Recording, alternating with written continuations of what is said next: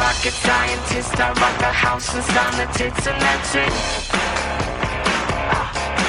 Don't take no astrophysicist to make your ass so fit. Now sisters kick it. I keep it cool like Eskimo chicks on Discovery Channel. I'm hot like Telemundo chicas on a solar panel. See me on Sesame Street cooling in the culture and tea. I slap you silly like hillbilly chicks on daytime TV. I am the robot Elvis rocking my Miami pelvis. I'm technotronic, sipping gin and tonic like I'm selfish. I am the killer shaking up some old rock and roll. Them drum machines ain't got no soul. I'm checking my settings on the computer. Rocket scientist, I rock The house inside the tits, and that's it. Let me check and see if I'm coming across. Yes, I am. I have a message to Tyree Sneed. Don't miss it. inside the tits, and that's it. Don't take no astrophysicist to make your ass so fit. Now sisters kick it. This is machine control. What is your status? Full perfection. We read you loud and clear. Permissions go to hit ignition. We're getting static. Please repeat your last confirmed position. I'm 10 feet tall and solid gold, and I demand submission. I am the robot Elvis rocking my Miami pelvis. I'm technotronic, sipping gin and tonic like I'm selfish. I am the killer shaking up some old rock and roll. Fool. Them drum machines ain't got no soul.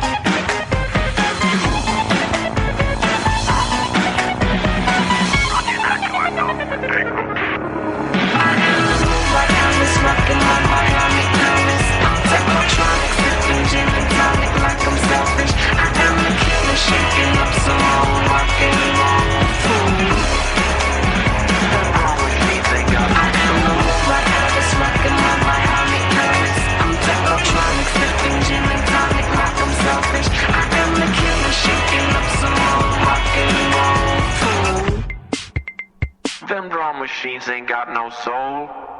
See right here where it says, you look for this IP addresses. And it says, Jose John, California's. I see that. Right by the Guadalupe Freeway. Guadalupe Freeway is brought to you by the people who build the roads that are very good with a lot of government cheese given out on each expressway entrance or exit. Jose, what, Cisco? We've got road to build in San Jose. CC. It's right by Guadalupe Freeway. Get out the ukulele, sing a song for the mama. Okay, Jose. Okay, Cisco. Mama, I'm building the roads in America. I want to come home and eat tamales on your porch. And when I'm coming home, please tell Maria that tomorrow night the bass are going to scorch just like Geddy Lee slapping that bass. That's right. Brought to you by those good people at the Debbie Daily Network. That's right. That song, by the way, is downloadable on iTunes. If you go right now, you can get a copy of it. Yeah, it's called When I I'm... believe GuadalupeExpressway.com. What about the Guadalupe Blues? Ooh, we should write a song right now. We should do that. We should be creative. Let me get the slapping that bass back up here. All right, ready? I got the Guadalupe Blues. I'm on the highway. Mm-hmm. And I gotta build a road. Either that or I'm gonna go back home to Mexico. Eat tamales on the front porch with my mama. Tell Maria I'm coming home soon. Take it to Steve. I want to run away, but I don't have a place to go. Singing this song. Everybody wants me, but I don't know. That's so beautiful. So I'm going to buy a Come on. I'm gonna run away. Oh, Stevie's so good. I'm gonna go on this show called Debbie Delay. That's a very pretty. Shut up.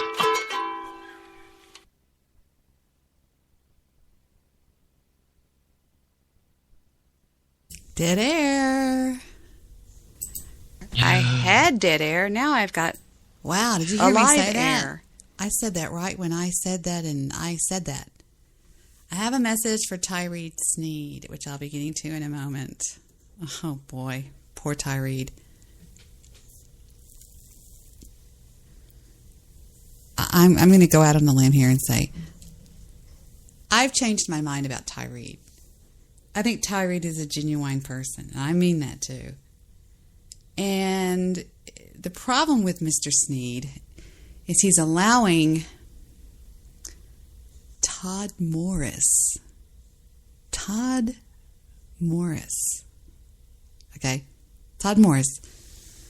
to dictate who is and who isn't a troll in his chat room. Swear to God, I'm not lying. I know you think I'm lying. Todd Morris. He's like, oh, hi, President. Bans me out of his chat room today.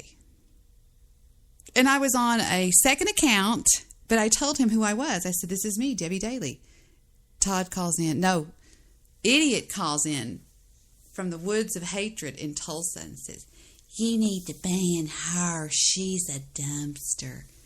So it's okay. I'm going to bide my time. I'm going to bide my time until I get to talk to Mr. Sneed personally. And I'm going to explain to him how the cow eats the cabbage. I mean, I was following along with his show. I was giving perfect. He was reading all my chats. He goes, oh, well, so-and-so in the chat room this, so-and-so in the chat room that, so-and-so in the chat room that, so-and-so in the chat room that. And then all of a sudden, Todd Morris goes, and Desert Rose goes, it's a troll. That's a troll. And he bans me. I mean, he was reading everything I put in the chat room. He read a Bible verse I put in the chat room because he was talking about how we don't war with flesh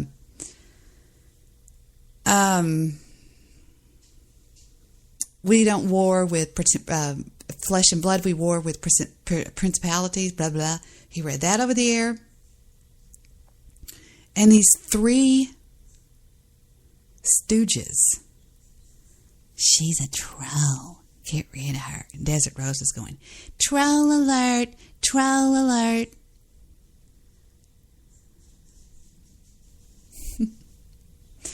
Let's go back to this crazy stuff that we were listening to. What were we listening to here?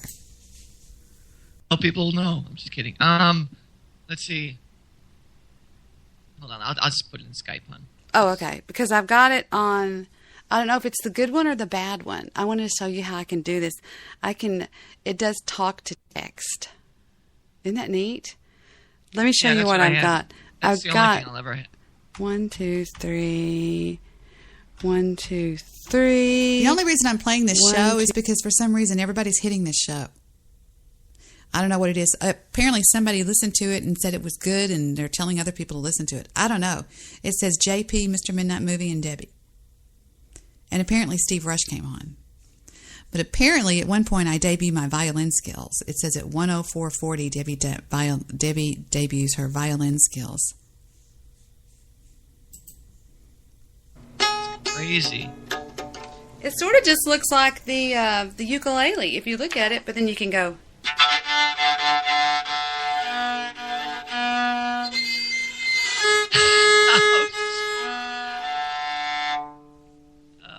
You should see the box. I should turn on the webcam just to show you this box. The box is amazing. And you can rosin up the bow. There's rosin. Nice. So I thought about doing a little, what is the one that goes up by... Devil Goes Down to Georgia? What? Bet me everything I own. Jesus Christ. Do you know what that would be worth? A recording? No, it was me. Oh, my God. I fell off the thing. Hold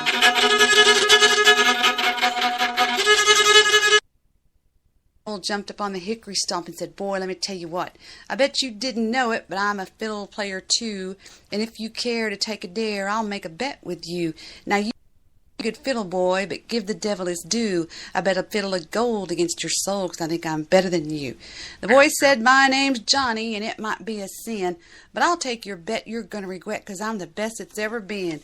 Fire on the mountain, run, boys, run. The devil's in the house of the rising sun. Granny, chicken in the red panel picking out dough. Granny, will your dog bite? No, child, no. I fell off the thing. Hold on.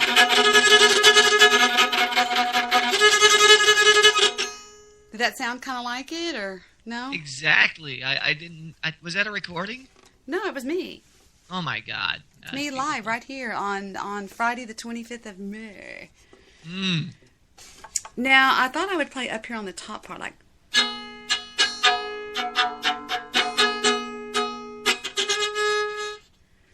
I wish I could play. You do realize that is the most difficult instrument in the world to play. Oh, it's nothing for me. It's just for you, of course. I'm talking about the average person.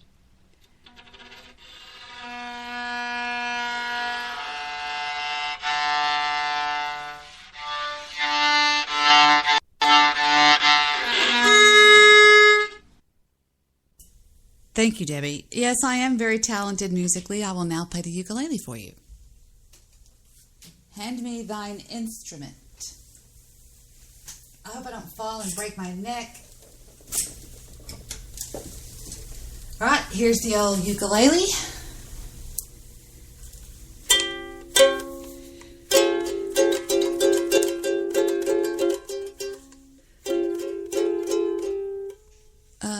How does that song go? Let me see. I'm trying to put my fingers on this one, and this one, and this one. And it goes. I'm so happy, happy-go-lucky me. I just go my way, living every day. I have no idea what I'm doing here. I don't worry's not for me. You may worry a whole lot, but I don't. I'm just happy that I don't have a lot, but coffee's only a dime. Living in the sunshine, living in the moonlight, having a wonderful time. Isn't that great? Now, I actually recorded this. Don't be jealous. I can teach you. I actually recorded this one time, and I posted it on YouTube. It's really it's not a bad recording, I'm serious. Of course, the song I'm singing is the old time, living in the sunlight, laughing in the moonlight, having a wonderful time. And I was actually featured on SpongeBob SquarePants one time singing this, and I will play that for you now. Do we have the SpongeBob recording? We do? Well, let's let that roll. Debbie. Why didn't I just say Debbie? Matilda. Matilda, where are you? I'm right here, Debbie. Can you play the SpongeBob SquarePants recording that I did for the company of SpongeBob SquarePants? Thank you.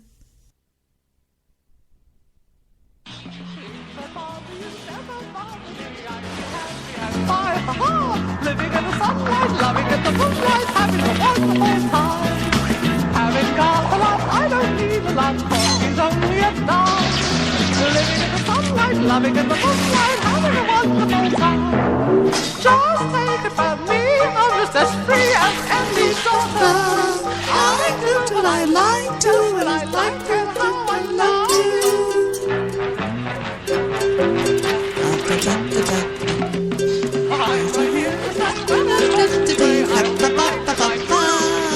Living in the sunlight, laughing in the moonlight, having a wonderful time.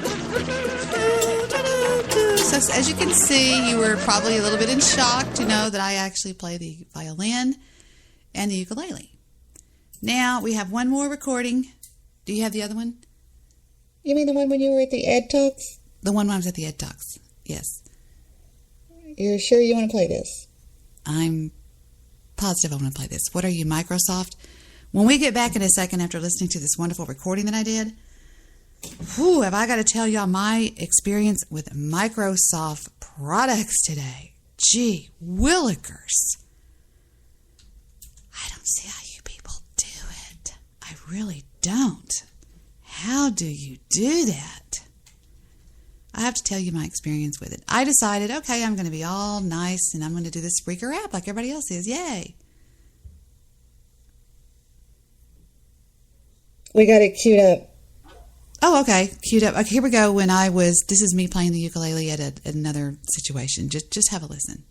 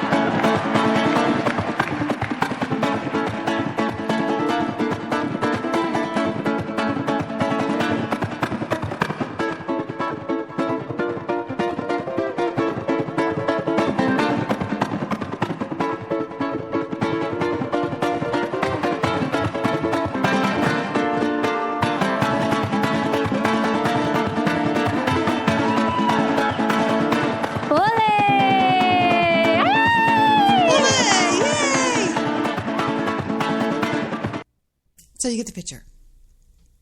Yeah.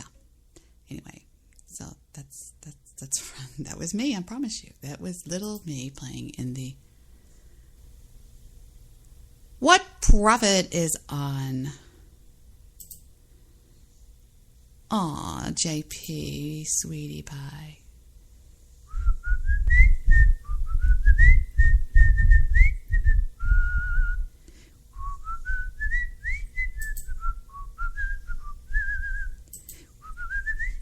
Let's go back to our recording that we were listening to earlier. For some reason, people love this thing. I don't know what it is. We're going to find out, though.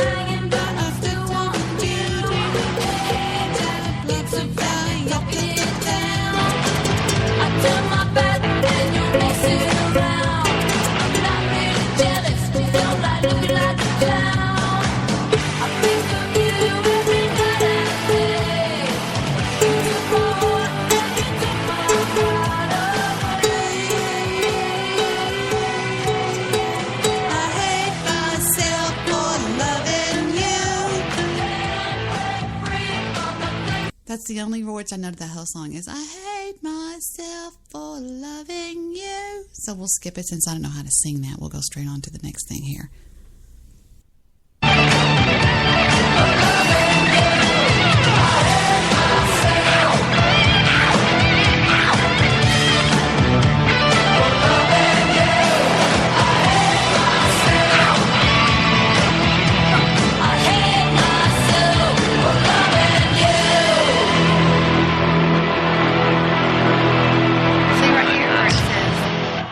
Okay, or now this IP addresses. Believable. It truly is. I'm going to show you what I'm talking about.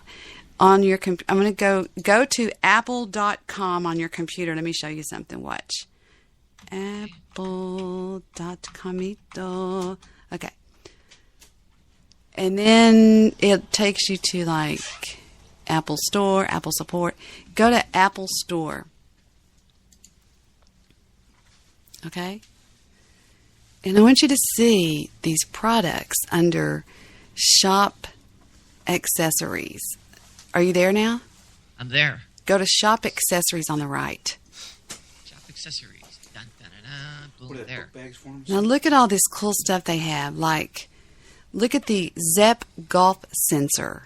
For $149.95, it looks like an ordinary golf glove, right? Sure does. Okay, let's click on it and see what happens.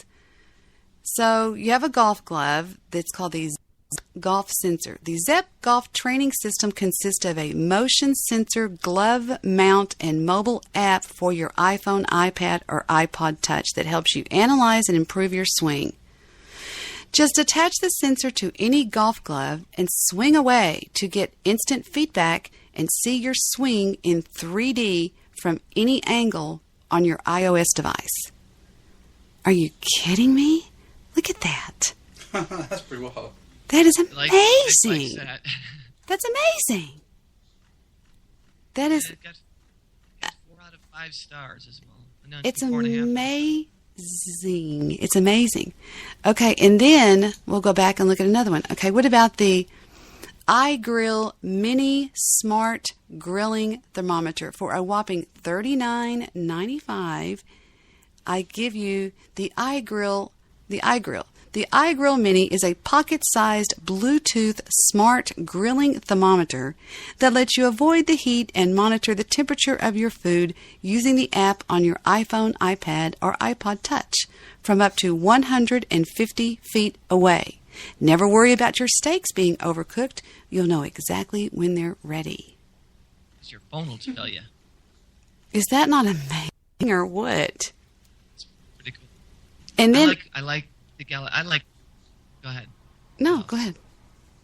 No, I mean these are all interactive. You could what you could do with this is you could do the same thing with the Galaxy. They're just different apps. They have different names. Like everything that you're seeing that because my daughter has the 5S, and everything that her phone has, my phone has. It's just you have to go to the App Store. It just has a different name because there's so many different ways that you could create the wheel. Well, every Steve, you're shooting down my segment here, and no, you're wrong. Go ahead and prove it, and then we'll see. Give me the website where they have that Samsung has these apps, and then I will bend over and kiss your you-know-what. Okay? Okay. Now, let's go back and look at this. How about, now listen to me. I am. How about let's just randomly pick one here. I'm just going to say the Philips Friend of Hue Bloom lamp for $79.95. Let's see what we got here. All right. It says, part of the Philips Living Colors family, the Bloom lamp lets you bring extraordinary color to any space and control it from the Hue app on your iPhone, iPad, or iPod Touch. All it takes is an easy wireless connection with your existing Philips Hue bridge. Choose from 16 million colors of light to match your mood or decor. Add accents to your home by placing light just where you need it. I mean, crazy. Yeah. 16 million colors. What Apple has 16 always million done is Apple colors. is Apple's smart. Apple is very interactive with their clients. Like when you go to an Apple store, I was in Arizona and we went to an Apple store. The one thing I did hate is it took forever to get in there because there's a billion people for some reason. But literally, anything you want, they'll have for you. They know their customers very, very well. You pay for that service, but they know you pretty well. Whereas it doesn't happen with that. That's true. Samsung, that doesn't happen. You just kind of get what they have, and then you have to go on your own and find it. Whereas Apple, you go in there with a problem with your iPad, boom, they're going to fix it right there as you sit. They're pretty quick about it too. Steve? Yeah. How many Apple products have you owned? Just the computer that I've used twice. You have no idea how great Apple is. It is unbelievable. But I want to tell you about another one. All right, now this looks like a good time to talk about Windows. Right here to my right is a Windows laptop. I will now pick that up off the floor where I threw it about an hour ago. One moment.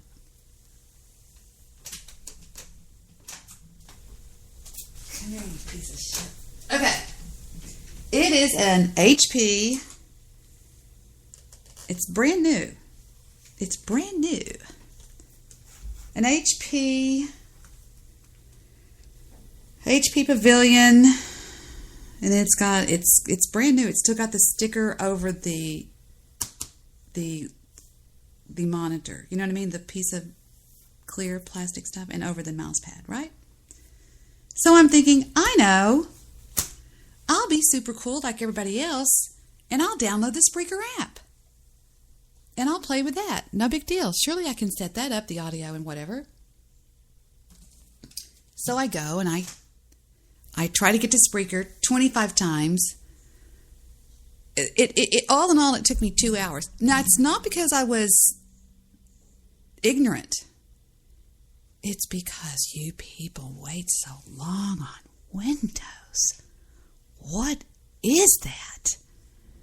The pop-ups. Did you know on this computer, if I scroll down on any page, I get a pop-up ad? Okay? And anything you try to do, are you sure you want to open up Skype? What do you mean, am I sure I want to? Yes, preparing to open Skype. I'm like, what is preparing to open Skype? What are you doing? Are you like putting on your makeup or what? Okay. Go to Chrome. Open Chrome. Not connected to internet. All right. Start. What is that place? Whatever you go to. Something. Internet setup. Would you like to set up the internet now? And I started to say, no, I just clicked on you because I don't want to. I said to Vic, is Bill Gates still alive? He needs to be sued. This is really a crappy product. You know how you do a Macintosh? Now, I know most of you do not own Macintosh because it's expensive. The Macintosh I'm on right now retails at around $27. And I've got a Macintosh. Did I say Macintosh? Macintosh. Macintosh was a product that was invented under the Apple label whenever they fired Steve Jobs. They fired him. They fired him from his own company because he was messing with Bill Gates. He took out a full-page ad. Fuck you, Bill Gates. I mean, it was horrible. They're like, look. You know. And what he had done, and what you're not supposed to do when you open up a company, is when you set up a corporation, be careful who gets on the board.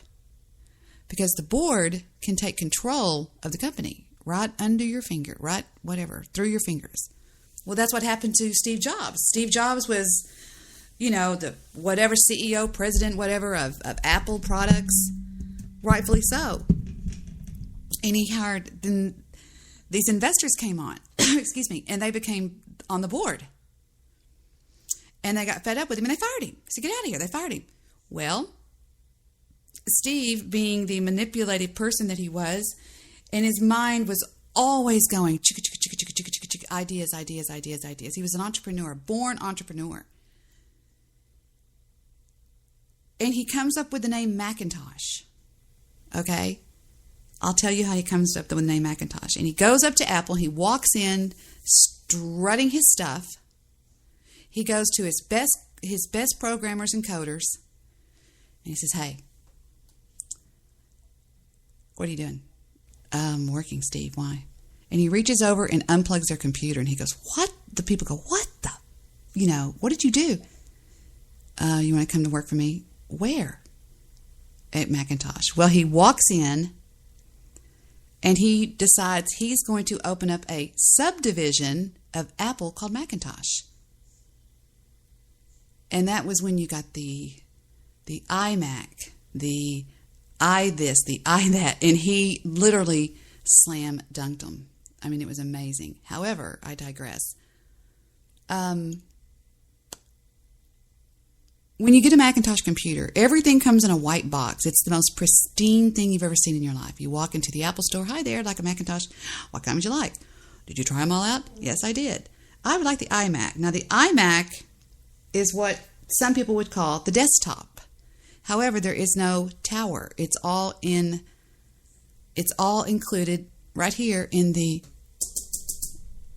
I never can think of the name of that word. What I'm looking at, what's that? The screen. It's all in there. It's all you get is the screen, a keyboard, and a mouse. So you're thinking, what should I do? You plug it in. And it goes, welcome to Apple products. Register your product. You type in your name, your email address, your address, all this kind of stuff. And ask, choose your language, do this. And then ding, there it is. Everything's already done. You click on the internet, you're online. You click on this, you're on that. Nothing ever updates. No pop-up windows ever. You can ask JP or Mr. Midnight Movie. They've watched me for hours careening through the internet, and they'll tell you they've never seen me hit a pop-up window. It just flies. And it's not that I have fast internet, which I do have fast internet in my house, but it's just, I don't see how you people do it. I had a Windows computer, swear to God.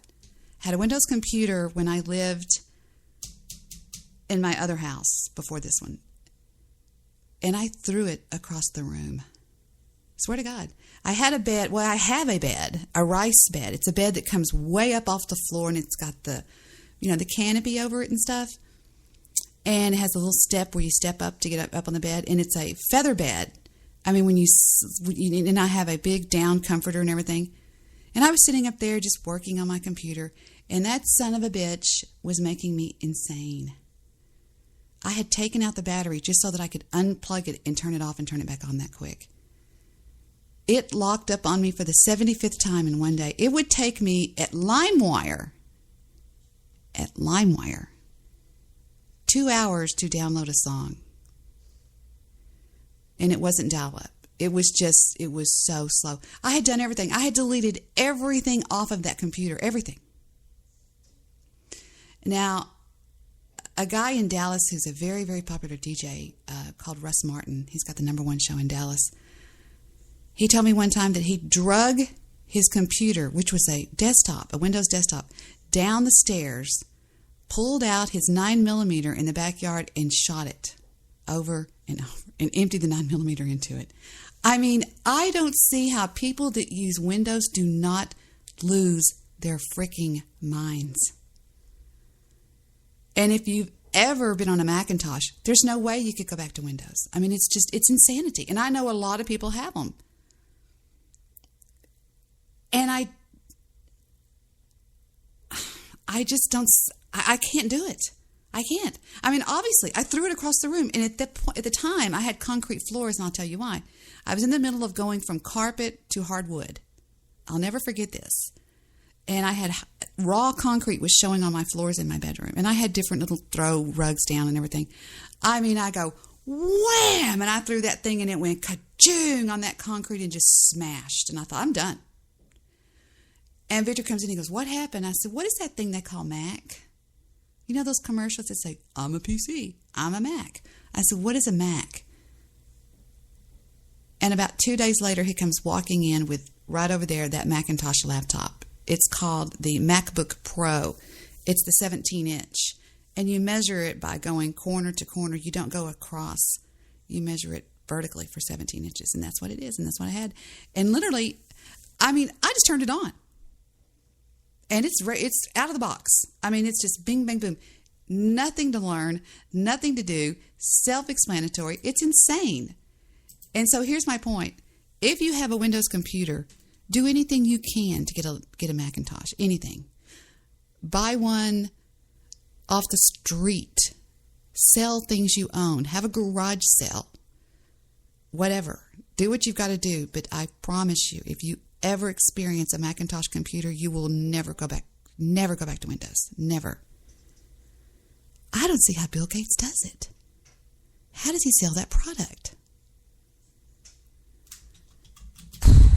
So what got me sold on it was the beautiful, wonderful, hysterical commercials, which are I'm a Mac and I'm a PC. And I just think these are adorable.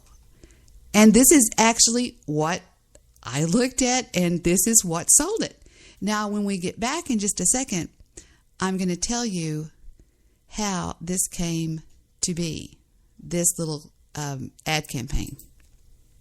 Different places. You can't be blamed for that. How could you? Ratsy poo. Let me go back to the very beginning here. All right. It's insane. Oh, shucks. Yeah, and he knows that I'm better at life stuff, like music, pictures, movies, stuff like that. Whoa, what exactly do you mean by better? By better, I mean making a website or photo book is easy for me, and for you, it's not. Oh, that kind of better. Yeah. I was thinking of the other kind. What other kind? Hello, I'm a Mac. And I'm a PC. Oh, hey, iPod. Nice. Yeah, it's just a little something to hold my slow jams. Oh, yeah? Yeah, and it works so seamlessly with iTunes. You should check out iMovie, iPhoto, iWeb, because they all work like iTunes. You know, iLife. Comes on every Mac. iLife. Well, I have some very cool apps that are bundled with me. Well, like, what do you got? Calculator. That's cool. Mm-hmm. Anything else? Clock. A clock. Sounds like hours of fun. Yep. Or at least minutes. Hello, I'm a Mac. And I'm a PC. We've got a little network going here, and it was very easy to set up. We speak each other's language. We share our internet connection. There are all sorts of things we do together. Who's this now? This is that new digital camera from Japan. Just came out. Hajimemashite. Hajimemashite. Yoroshiku onegaishimasu. Wait. You speak her language? Oh, yeah, absolutely. Everything just kind of works with a Mac. Arigato. ねえねえねえ、誰あんたオタクっぽくない？ Buongiorno. Hello.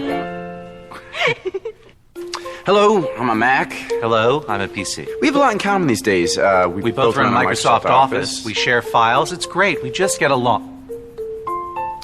PC. Yep. Okay. Hi, I'm a PC. Okay, we're past that. We moved beyond that. Yeah, I had to restart there. You know how it is. No, actually, I don't. Oh, what? Macs don't have to... We had them, then we lost them. I'm gonna go get IT. Keep an eye on him. Hello, I'm a Mac. And I'm a PC. Gesundheit, you okay? No, I'm not okay. I have that virus that's going around. Oh, yeah. In fact, you better stay back. This one's a doozy. That's okay, I'll be fine. No, do not be a hero. Last year there were 114,000 known viruses for PCs. PCs, not Macs. So, you just grab this one. I think I got a crash. Hey, if you feel like that'll help, good. I've never downloaded Norton. I've never downloaded McAfee. I've never had virus protection or any kind of crap like that. And I'm telling you, I mean, I don't know what else I can say. It's crazy. Now, how did he come up with I'm a Mac and I'm a PC? Steve Jobs was a genius. Steve Jobs was a genius. He actually wasn't a genius. I'm going to take that statement back. Steve Jobs was an entrepreneurial spirit. All he thought about constantly was, I can do this to make money, and I can do that to make money. Which, as you well know, do your research on how much Apple is worth right now. Now, if you're like me and you bought Intel at 6, well, anyway, moving along. He was watching TV one day, and he saw the Pepsi Challenge, okay? This is how this guy operates. For those of you who weren't alive during the time that the Pepsi Challenge went on, the Pepsi Challenge was a TV commercial, a TV ad campaign that simply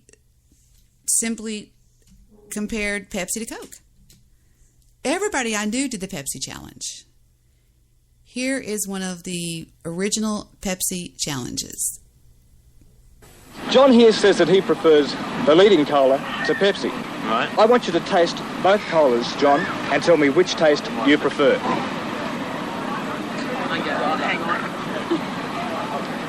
This one. Well, what do you know, Pepsi?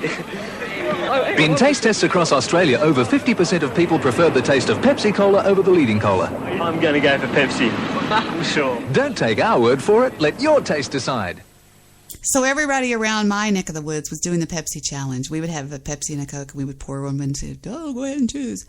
Well, he got the idea that, now he didn't actually come up with "I'm a Mac, I'm a PC," but what he wanted was whoever did this ad campaign. This is what I mean. This is the kind of person that he was. This is the kind of spirit. Steve Jobs could take my podcast and be making no telling what in 30 to 60 days with it. That's just the way he is. That's the way he was. So he hires this man.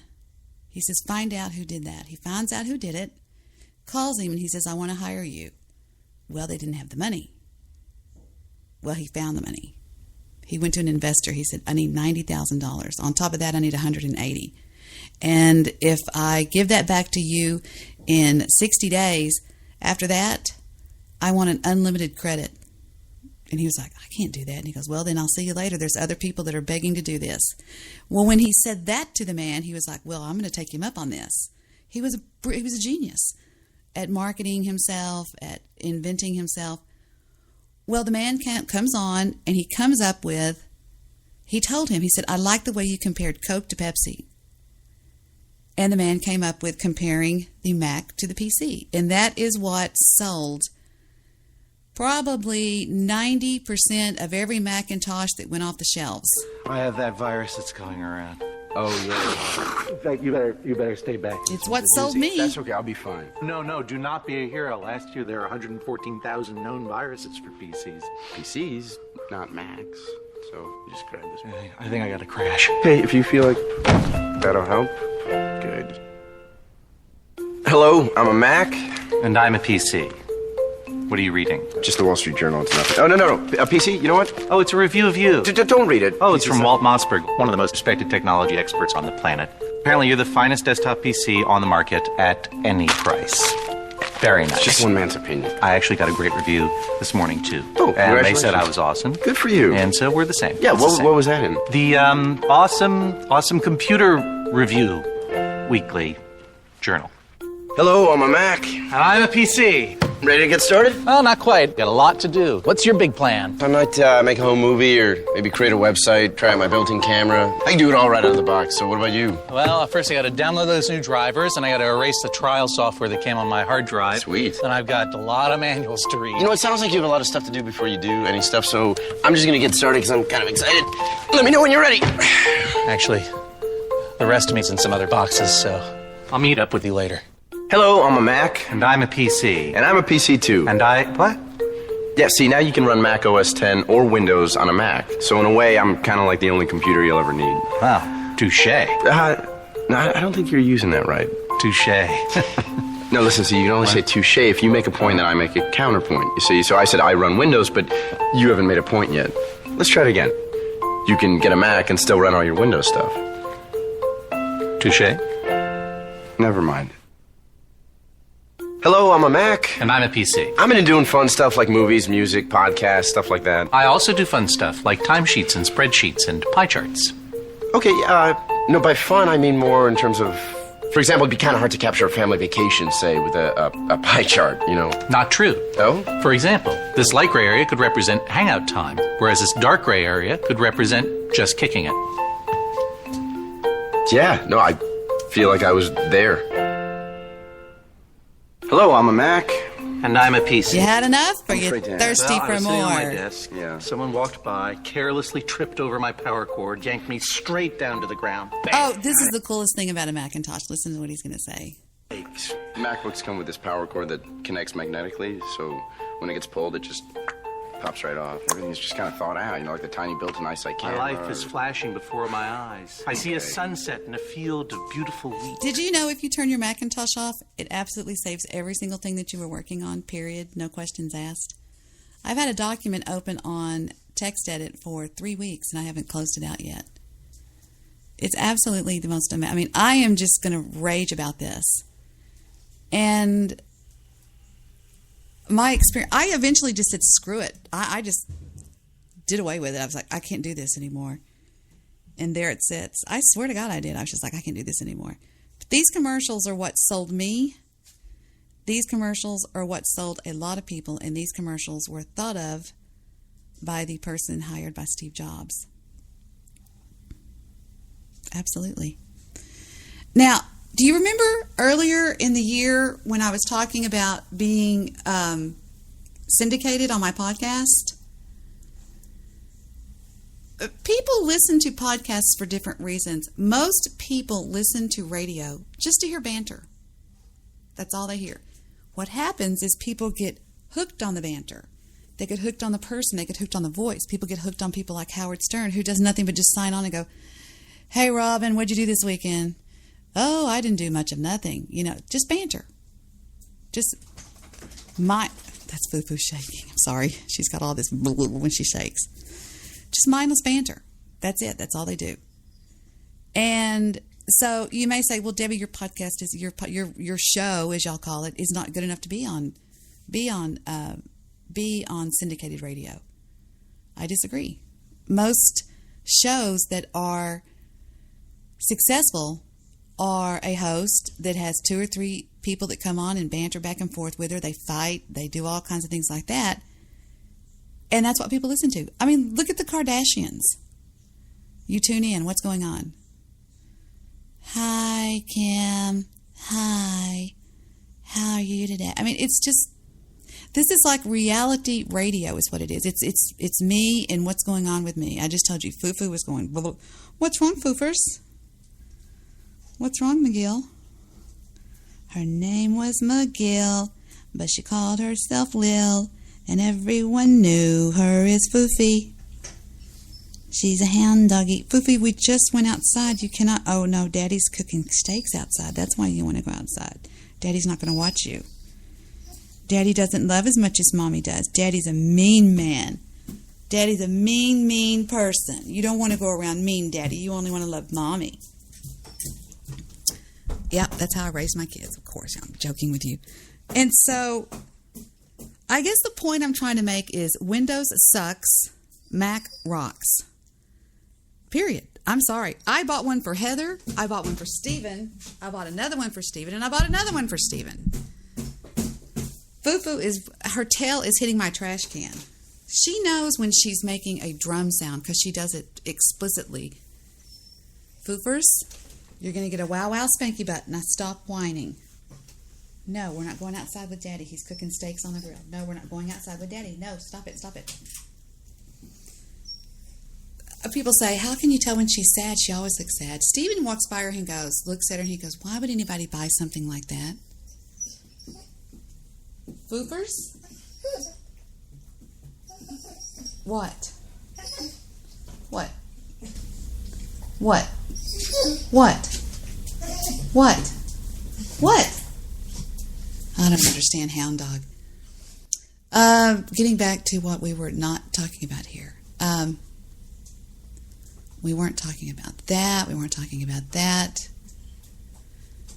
And we weren't talking about that. Goose sent out the funniest tweet I have seen in a long, long time. I retweeted it. If you don't know what I'm talking about, get a Twitter account and hit me up at the Real Debbie Daily. There's still so many Debbie Daily accounts. It's crazy. It was just crazy. And thank you for sending those scary clown pictures. But Goose really did. He sent out a tweet that shows a picture that says, "I'm tired of having my species mocked and degraded. I'm a goose, not a costume."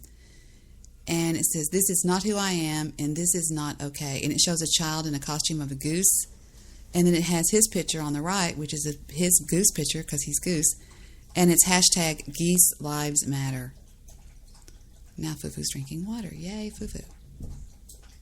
And again, Debbie says, "Disagreeing with my precious love Debbie Daly's ideas and opinions, or even making fun of her, has nothing to do with how I feel about her as a person. I love Debbie." I forgot to favor that tweet. All right. How long have I been on now? Let me check at the DJ console. 50 minutes and 6 seconds. 5009 010 011.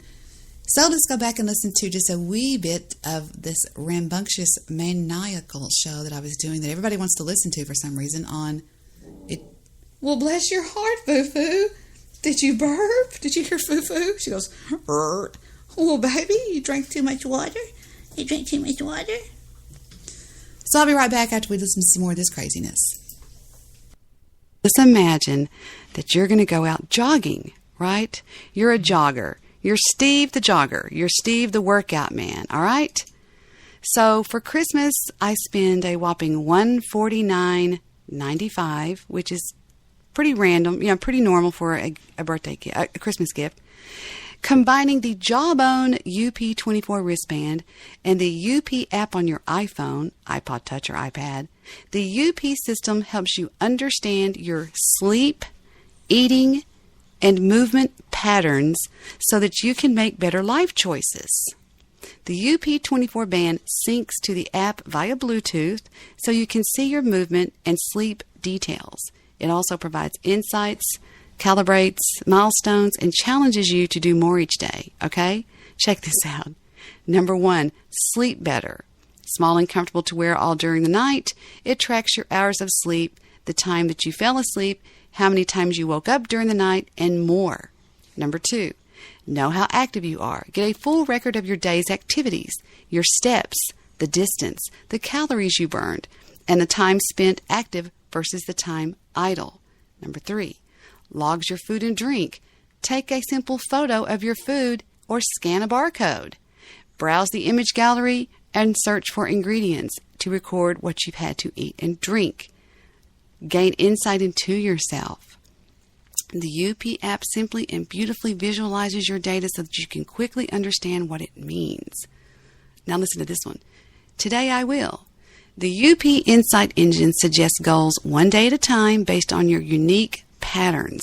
These Today I Will insights challenges you to step further, stay hydrated, and sleep better for a sense of daily accomplishment. Are you kidding me?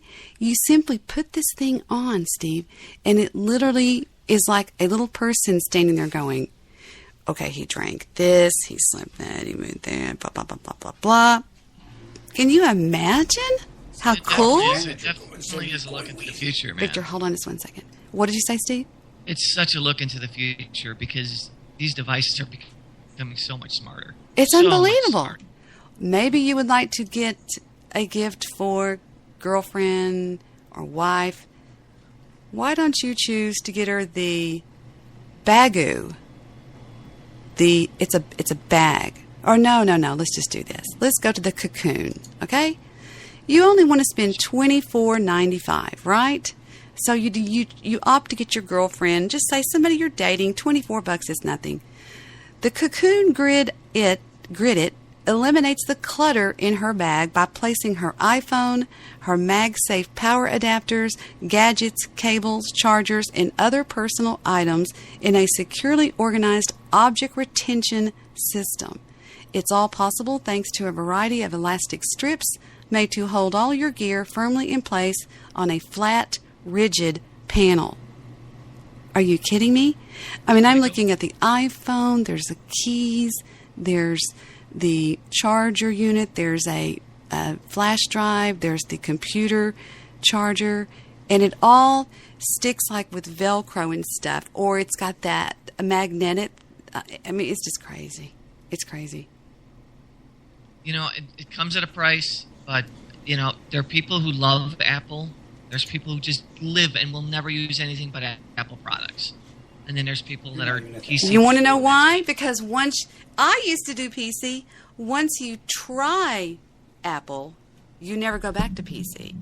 That's a fact. In fact, some unbelievable percentage, Steve, like 98% of people that have gone to Mac will never even think about going back to Microsoft, because it just cannot do. Because it works. Because it works. It's just unbelievable. I mean, it's unbelievable. It's like they have a massive fan base. They do have a massive fan base. I don't know if they'll ever be as big. I don't think that they could be, but I don't know. They put out some good products. I don't like them, but the funniest thing is, as an editor, the number one editing software in the world, and editors will always use an Apple computer. Everybody I know. And I wonder why. Everybody I work with. There is just no comparison. There's just no comparison. You know what I mean? Yeah. I'll be sitting there and I'll be editing something and I'll be like, why are you not on a Mac? I'm like, I've never used one. I'm happy with what I got. And the finished product, is always the same. The finished product. You've seen my finished product. You know what I put out. And they're like, wow, if you did that with an Apple, though, it'd probably take you half the time. I'm like, I don't think so. Because we all have our preferences. Just feel comfort zone. If you were to ever use a Macintosh computer, I will give you everything I own, and that's a lot. If you would change back, there's no way you would ever go back. No way. It's impossible. It's crazy. I mean, it is just crazy. I like my stuff, too. Well, we'll just see tonight on the show which one of us has to reboot or gets locked up. Now, mine did get locked up the other day, but that was my Firefox. Yeah, I think that's what it was for me, too. My Fox was running around. It was on fire. I don't even use Firefox. Do you remember the old I'm a Mac and I'm a PC commercials? Yeah. Oh, yeah, these were so funny. They were funny. Hello, I'm a Mac. And I'm a PC. What do you... Been there, done that, Debsters. Deb Cookie. All right, I've got to take the Foo Monster out. I have to because she wants to go out there and smell the steaks. I'll be right. Hold on, Foofy Love. Let's go forward. 4 legs with wheels on the bottom, and it says real pretty iRack. Everything, of course, everything in Apple's white, right? White, right? Hold on, guys. I'm trying to stand up.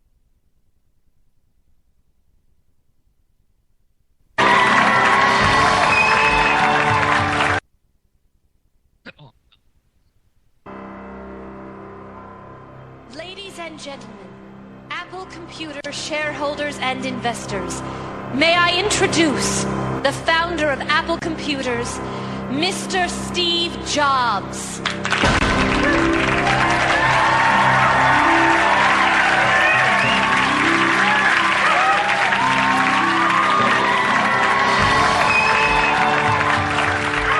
Welcome, everyone. In the last 3 years, Apple Computers has introduced iTechnology that has changed the world. The iPod. The iMac. Do you hear the Windows music in between each one of them? Get it? Yeah. Okay, it's going dun. That's the Windows thing. The iBook. The iPhone. The iPicture frame.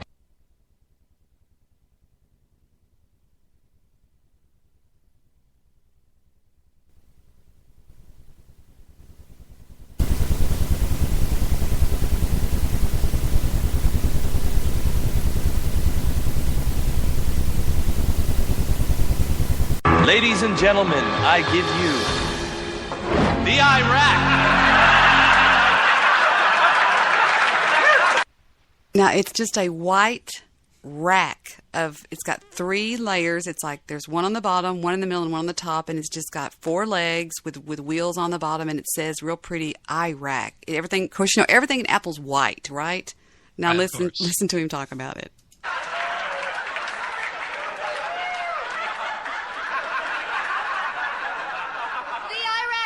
Unstable. Trust me, the intelligence briefings I got on the iRack are completely credible. The iRack looks like something we shouldn't be involved with. It looks like you put it together with no directions. I'm confident the iRack will work without any directions or plans of any sort. Oh, but the iRack looks all shaky. I mean, you are going to fix it, right? Wrong. This is the iRack as we intended. Mission accomplished. Now I'm going to put our iProducts into the iRack.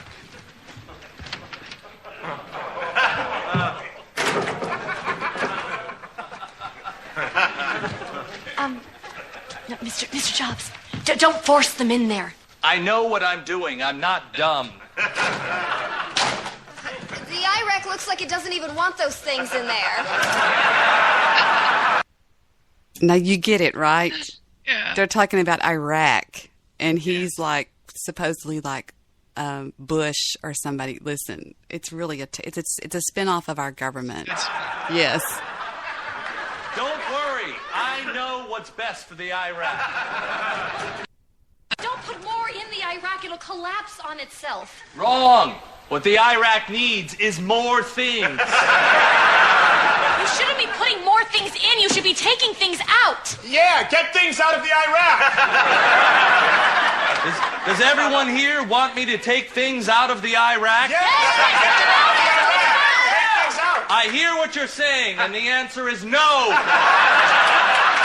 I'm going to put even more things in the Iraq. But the eye products don't even look like they're getting along in the Iraq. They look like they hate each other in there. Look, the Iraq's starting to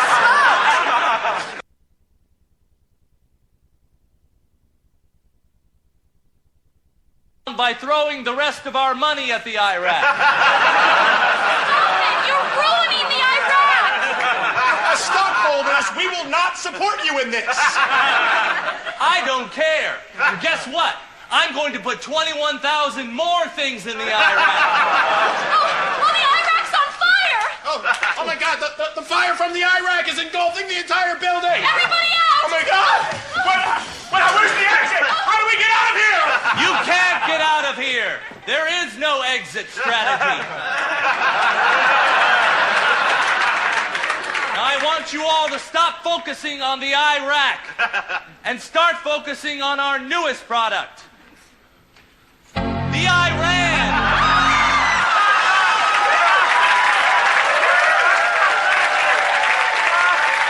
It's a sneaker. It's a tennis shoe called the Iran. Get it? Oh, that was one of the funniest ones they ever did. The Iraq. You should be taking things out of the Iraq. No, we're not taking anything out of the Iraq. You know, like the soldiers. Or adding more, exactly. Yes. In fact, now we're going to start throwing money into the Iraq, and he gets money out of his pocket and starts throwing it at the Iraq. It's really hysterical. It's exactly what George Bush did. Exactly. We both go, exactly. Because we're in sync. We're syncy. Some other things we are. I uploaded today. I just wanted to tell you some of the yum-yums that I uploaded today for us. I uploaded, let's see what we got here. I was trying to upload, but the baby, Heather was in here configuring my new iPhone. I uploaded some Queen, some Nancy Sinatra. I uploaded some Joan Jett for you, and a couple of other things. Good things. Fun things. Happy things. Happy things. How's my audio, by the way, really quickly? Oh, you sound fine. You sound all right? Yeah, okay, you sound cool. good. Now, we did have some critiquing of our show. We are back. Did we now? Critiquing of me, which on here, me is my show, right? Move back. Correct. Not so much you, but we have been labeled non-informative, boring. All right. See, boring. However, the person that said this stays at the show all night long. Non-informative. And I'll never mention this person because I have a sneaky suspicion that this person is saying these things to get us to mention him. And that is not going to happen. Little self-promotion. Little self-promotion. There you go. All right, shut up. I'm back with a lovely tray. You know what I do every time I go to the Four Seasons? They have these trays that are made out of wood, and they're shellacked.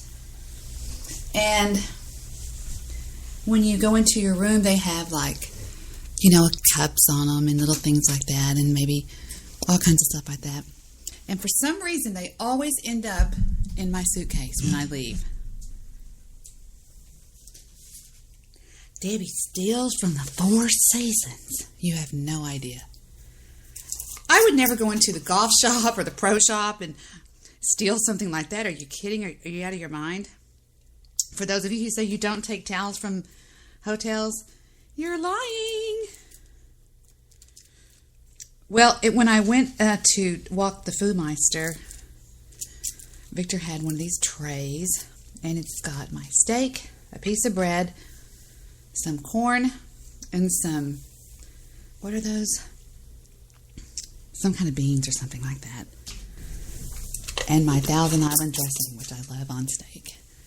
So I'm going to eat that real quick while Fufu sits and looks at me like she's insane. And I'll be right back. I'm right here. I'm back. And I'm going to be checking my chat room. You never know when I'll be watching.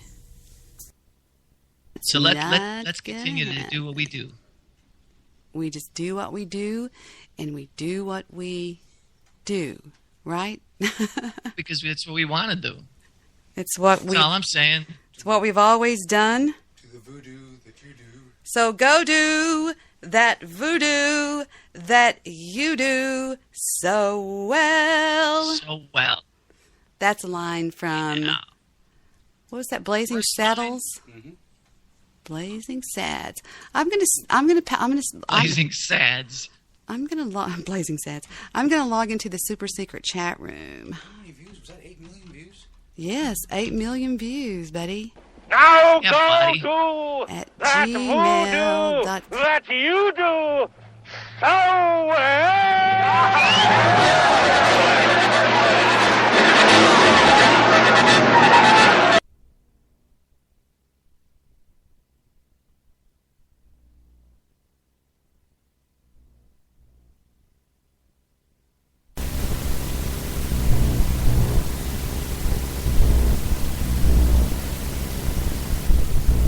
Men, you are about to embark on a great crusade to stamp out runaway decency in the West. Now you will only be risking your lives, whilst I will be risking an almost certain Academy Award nomination for Best Supporting Actor. Now raise your right hand for the pledge. Right. Now repeat after me. I. Your name. Schmucks. Pledge allegiance. To Headley Lamar. That's Headley. And to the evil. For which he stands. Now go to that voodoo that you do so well.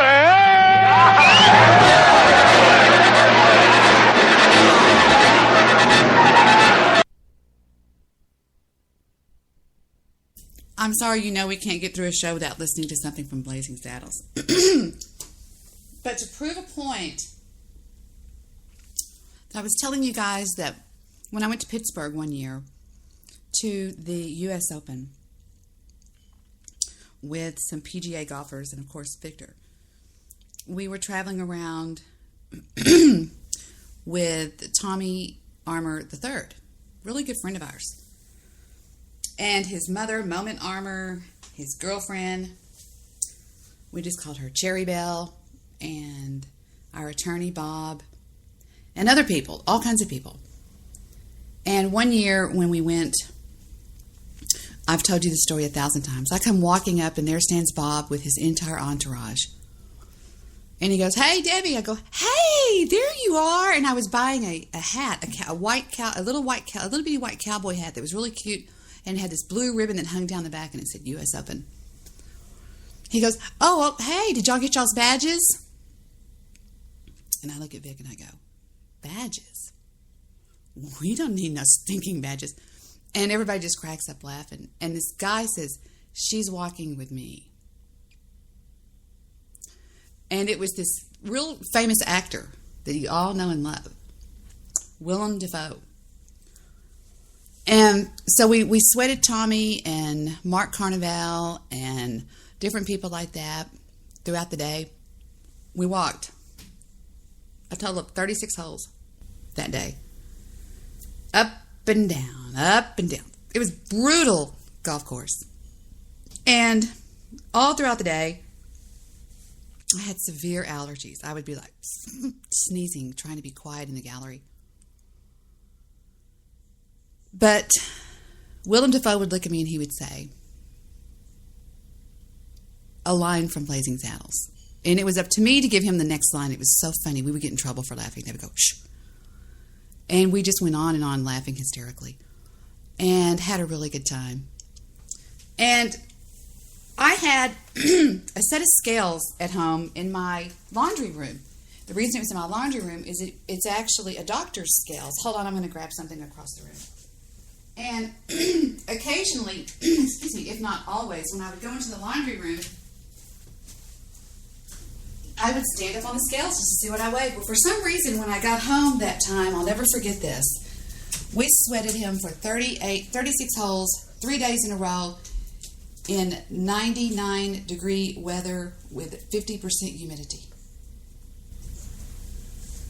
And it was so fun. We stayed in a big house, because what people do that live around this country club up there, Oak Hill, Oakwood, Hoodo, whatever it is, they rent out their houses for that week. And we rented out this huge house. But anyway, that's not the point. I'll never forget going home, and I was like, da-da-dee-dee-da-da-da, and I stepped up on the scales, and I went, what the heck? There's got to be something wrong. I lost 12 pounds. I thought there was something wrong with my little scales. I thought, this can't be right. I was like, son of a biscuit. So anyway, I have no idea why I told you that story. Fufu, you're not getting my steak. Get off my foot. Get off my foot. She has these gigantic hands. But, so he said, so go do the voodoo that you do so well. This is me live, by the way. I'll put an effect. Hold on. I'm going to put an effect on my voice like this so that you'll know when I'm live. Okay, getting back to what we were listening to here.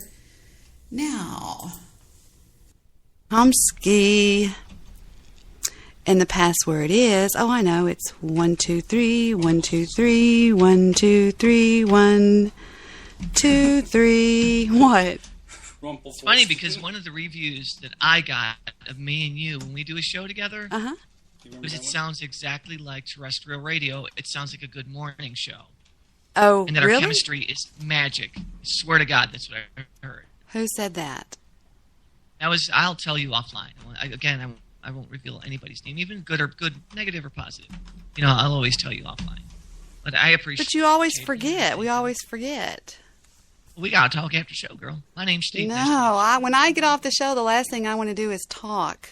Yeah, after you talk for 4 hours. I'm like going, don't talk to me right now. Let's see, we've got Once Pure and Gramps is all that's online in the unseen chat room. I know. I just left there, and I'm going back. It doesn't look like there's too much going around over there. Well, it's open and I'm in there, so if anything happens or anything starts happening, just somebody ring my bell and I'll be there. Right? Absolutely. I'll ring your bell.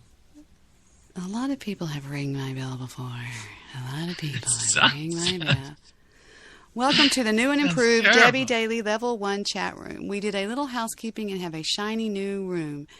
This room is for fans and friends of the Debbie Daily Network. Please limit any posts to pertain to Debbie and her show. Thanks and enjoy yourself. How sweet.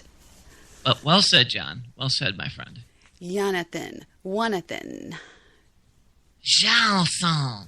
Janitos Natanan.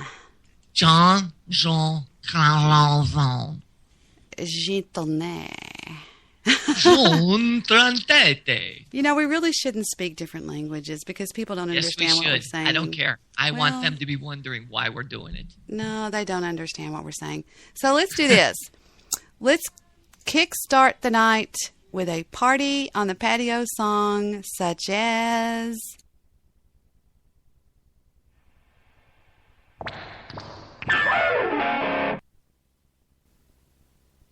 No. I want to hear Party on the Patio.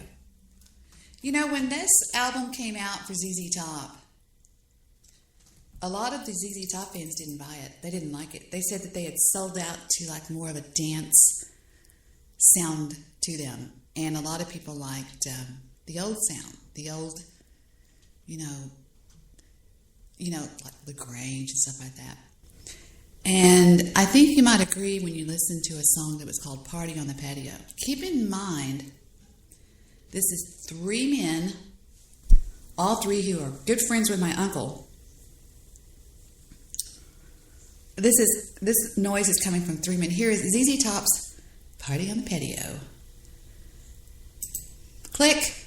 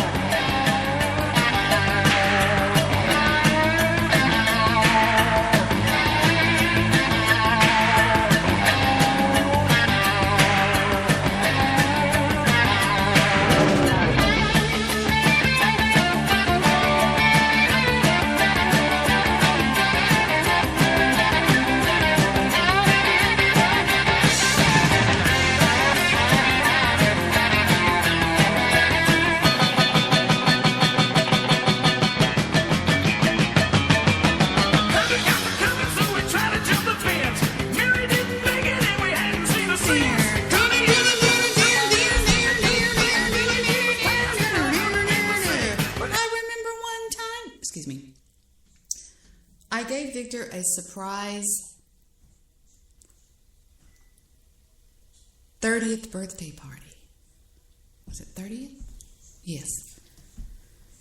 And it was at my brother's house. Now, the reason I have this effect on my voice is because people have trouble deciphering when I'm playing audio or when I'm talking. And gave him this 30th birthday party. Well, I told you the other night that David, what's up? Hold on, we're going to finish listening to this. No, wait, we're going to do another one on that same thing. The same, was that El Loco? Yeah, it was El Loco. But a lot of ZZ Top fans didn't like El Loco. They thought it was... Loco. No, they thought it was too mainstream disco-ish. But a lot of them I really liked on there. And one of them was very, very funny. And I give you Pearl Necklace. That was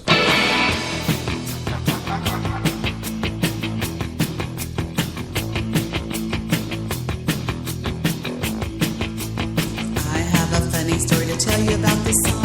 She really upset with me again because I didn't give her what she'd like. Now, at this 30th birthday party was my dad, along with many other people. My brother had friends that he played softball with on the police league, and one of them was named Joe Stoll.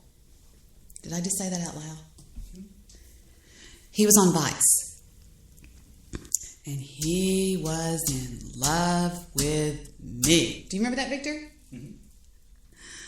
And I didn't know what Pearl Necklace was. And I'm out there dancing and being goofy and, being dumb, having a blast to this song. And my dad's like,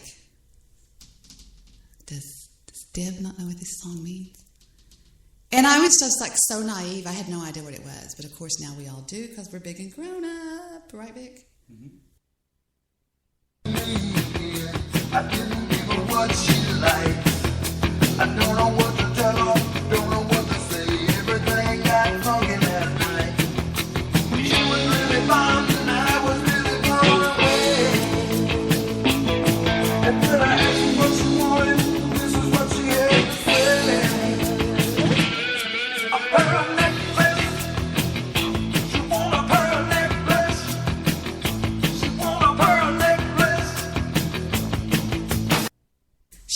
gets a charge out of being so weird. She digs getting downright strange. And I can keep a handle on anything, just this side of deranged. I should have known what they were doing.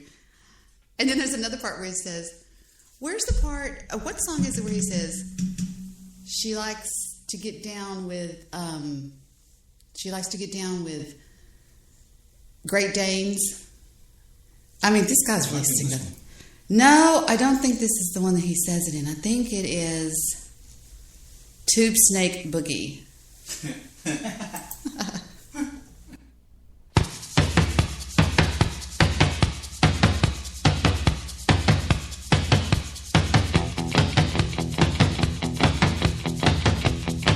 Okay, watch it change rhythm right here.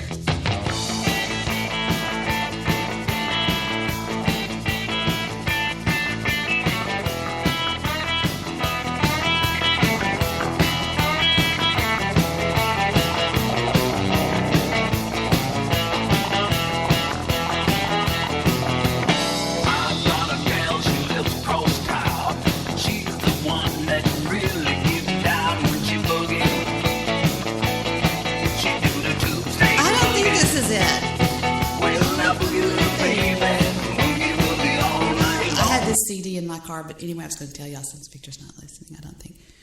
Joe Stoll was this blonde-headed, gorgeous guy that was on Vice, and he just kept telling my brother, I am in love with your sister, I am in love with your sister. So David invites him to this party, and I'm thinking, oh boy, this doesn't look good. And my father would always get everybody together, all the guys together, and they would do what they called a bulldog picture, which was really weird. He would say, Deborah, take our picture, 1, 2, 3, and then they would all make a real mean face. And then there was another friend of my brother's there that I literally grew up with. His name was Howard McNeil. Howard McNeil was a genius. He won the slide rule championship in the United States of Texas and got a scholarship to Yale. He's now a technical engineer somewhere. Absolutely brilliant guy. My brother was one of the most brilliant men that ever graduated from the University of Texas. And, but he'll tell you if he ever comes on the show, and I'm promising you I'm going to get my brother on this show one day. And you'll never hear anything like the likes of my brother. And he'll do it. He'll do it. And, but David will tell you, no, Deborah's smarter than me. She's smarter than me. No, I'm not. And where was I going with this? Okay, wait a minute. It was a surprise birthday party. And when we walk in the door, I had every one of Victor's college friends there. All of them were there with their wives. And right when he walks in the door, everybody goes, surprise! And he was surprised. Excuse me, it was at my brother's house. And what he did was, there's a picture, a real famous picture of Victor when he first walks in the door.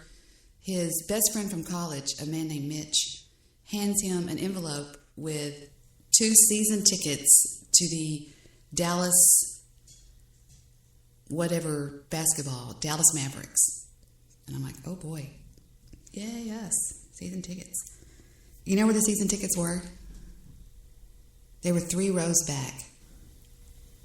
Every one of his college friends had gotten together and pitched in like, I don't know how much money, $100 or $200 a piece. They all love Vic. They still do. And they bought him 2 season tickets to the Mavericks games. And boy, everybody was kissing his ass that night. I thought, hey, I don't want to go. Whatever. Snooze fest. Actually, I'm wrong.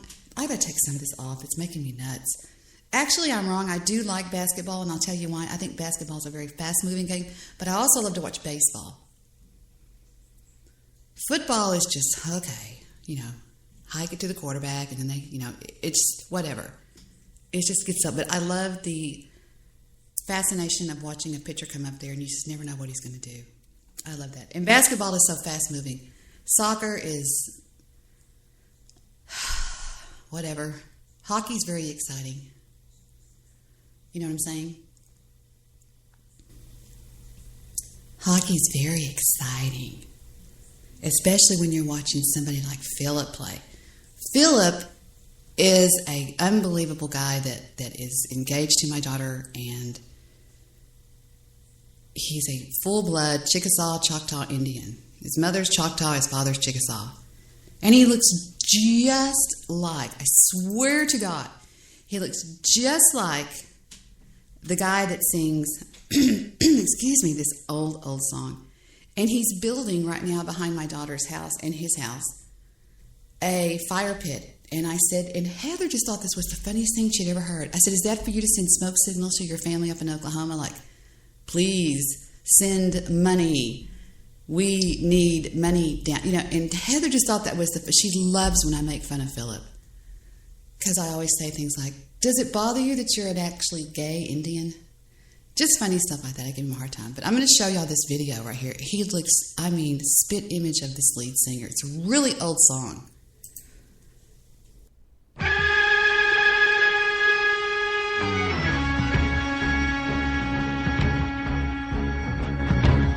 Took the whole Cherokee Nation, put us on this reservation, took away our ways of life. The hog and the Bowie knife. What are you doing in my chat room? Why don't you call me? Why don't you unblock me on Skype, little girl, and we'll talk. Only girls block other girls. And you have me blocked. Watch this, the one angry Jew. Watch me try to call him. Oh, I can't. I forgot. I'm blocked. It says pending contact request. What a girl. I'm going to block Debbie because she's being mean to me. Bullshit, I'm practically your baby's second mother, third, fourth, whatever.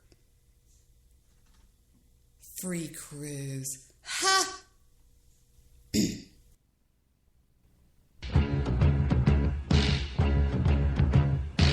Took away our native tongue. Now, if you ever see somebody out in the world, just anybody, any person in the world, you never know if they're Native American. I mean, by looking at this guy here, he doesn't really look Native American. The way you will know a Native American is by the way they drop their head down and they look at you. They look at you through their eyebrows. Kind of like Princess Diana used to. Remember, she was so shy? And they do. And Philip does the same thing, just like this guy's doing in the song. And I believe that this guy is from the Anderson tribe. There's a huge tribe out of Oklahoma. And I mean, Heather's been up there before. The first time Heather went up there to meet his family, he had just given her a promise ring. They've been together 10 years. And Philip moved in with us right out of high school. He moved into the spare bedroom. I've raised Philip from a puppy. Well, Heather goes up there and he's got relatives that don't speak English. They speak some English, but they speak mostly Choctaw and Chickasaw. And the grandmother did not like Heather. She kept calling her Nahola, Nahola. And Heather kept saying, what does Nahola mean? It means white girl, Philip said. Nahola, Nahola. And some women are like that. They don't like when you dirty up the lineage, whatever you want to call it. Well, Heather ends up buying for Philip on their 5th anniversary or something a full-blood white, a solid white wolf hybrid. A beautiful dog that they still have. And she calls her, and her name is Nahola, white girl. But the grandmother loves her now. Truly she does. She really loves her now. But I wanted to show y'all something funny. Remember I was talking about Blazing Saddles and how me and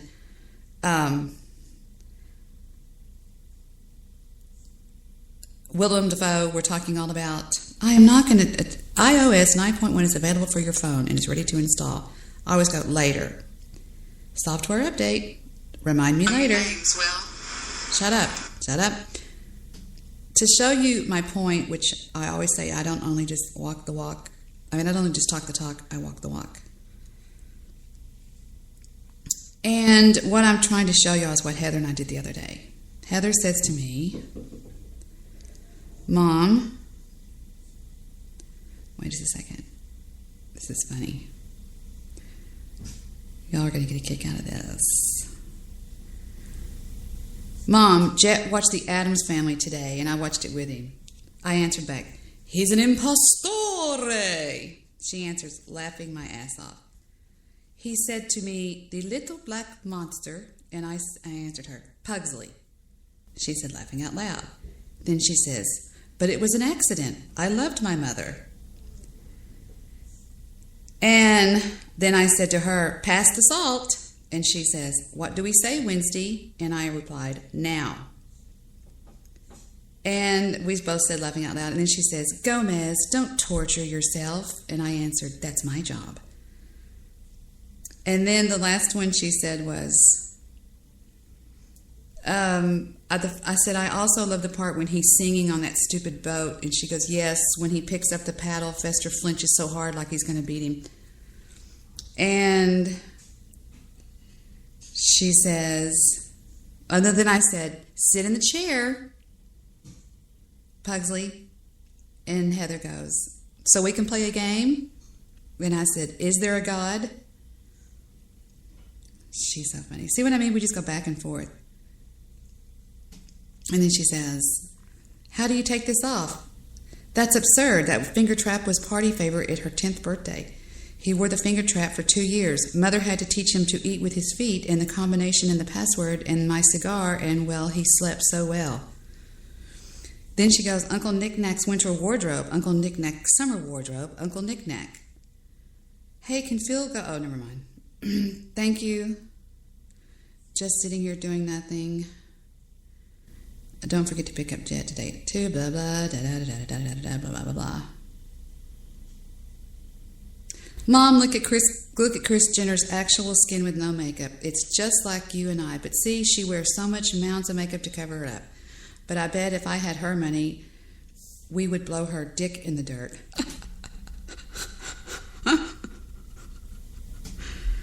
Well, that's me and my daughter. You know, we don't hold back. Anyway, I said, Annette's coming over tonight. She goes, oh, great. The house is filthy. It looks like shit. Anyway, adorable, funny stuff.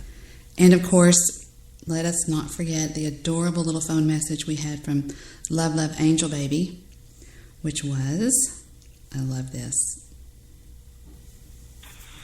I'm going to say something. Hey, Mika, can you come trick-or-treating with us tomorrow? I love you. Bye-bye. Yes, Mika went trick-or-treating with Angel Baby Doll Love. He was a ninja. Sorry, just telling you the truth here. And taught their English to our young.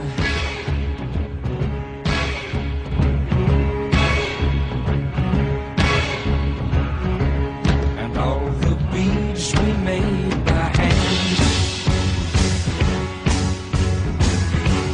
are nowadays made in Japan.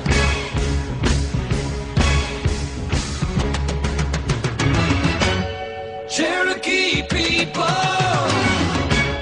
Cherokee tribe, so proud to live, so proud to die. And I told you before that in every year at the Cherokee powwow, they get all the drummers together. They have drummers. This noise is making this special effect.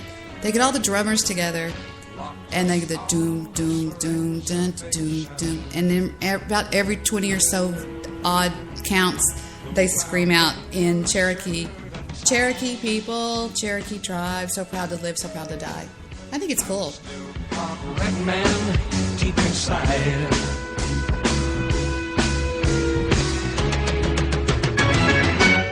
Cherokee people, Cherokee tribe, so proud to live, so proud to die. But maybe someday when they've learned, excuse me, Cherokee Nation will return. Let's go back and listen to some more of that show that for some reason everybody wants to listen to. The Jew is all puffed up. Let's go. No, let's do this. Let's go back and see what happened with the Jew, shall we? Let's do that. I'm dead serious. I am dead serious. Since he is bloviating all over Spreaker, oh, poor me, Debbie's so mean, Debbie's so mean. Let's just take a little flashback in time to see what really took place between the Debster and the Jewmeister, shall we? Let's. To begin with, boys and girls, Debbie and the Jew met right after high school in the year 1984. The Jew was, of course, 6 years older than Debbie, but Debbie's father allowed her to date the Jew, even though it was dangerous. This is stupid. Let's go find the shows. All right, now, going back in time, I think all the Trebly Pop started when it was titled Debbie Goes Batshit Nuts on this one as the Jew makes her crazy.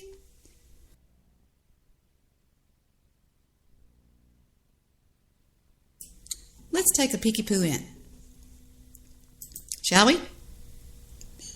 Debbie goes batshit crazy on this episode over the reaction she gets from Mr. Midnight Movie on a kid being shot by a radical cop. The Jew makes Debbie freak out. All music has been edited out per Spreaker. I am so sick and tired of getting an email. Your thing has been blah, blah, blah, blah, blah. Anyway, let's see what happens. Now, give me a chance. I don't have any of this clipped out. I had to turn off my radio. Yeah, about Goofy's chat. No, I don't do anything like that. Yeah. Really? No, swear to God. Come on, 2.0 said something. What's up, 2.0? Hey. Guilford's wounds were from the front, the trajectory also. Same thing I say. Well, listen, Mr. Midnight Movie, I don't think he's still on the call. Okay, but do you hear my Skype? I'm sure he's listening. Do you hear my Skype? Bringing in the background. Hear my Skype. That's the Jew calling me. You got to stop disagreeing with Debbie on stuff. It's everything. It's everything I say. 100%. It's garbage. It's every fucking thing I say. If I say up, he says down. If I say black, he says white. It's right. It's driving me nuts. Right. Yes. And Mr. Midnight Movie and Jew, they need to realize that they've got to stop disagreeing with you. It's just not fun anymore. It's just like it's like they just come on here to just bother me or something, and I love them. Exactly why. Are you They trolling? need to stop disagreeing. No, I haven't been drinking. Are you trolling me? No, I'm saying they need to stop disagreeing. It's almost as if he makes shit up or something. Well, I hit somebody one night. I made him bleed. I'm like, what the fuck? It's every fucking thing I say. Yeah, he's got to stop disagreeing. It's not cool. Really not cool. It's probably one of the worst things you could do.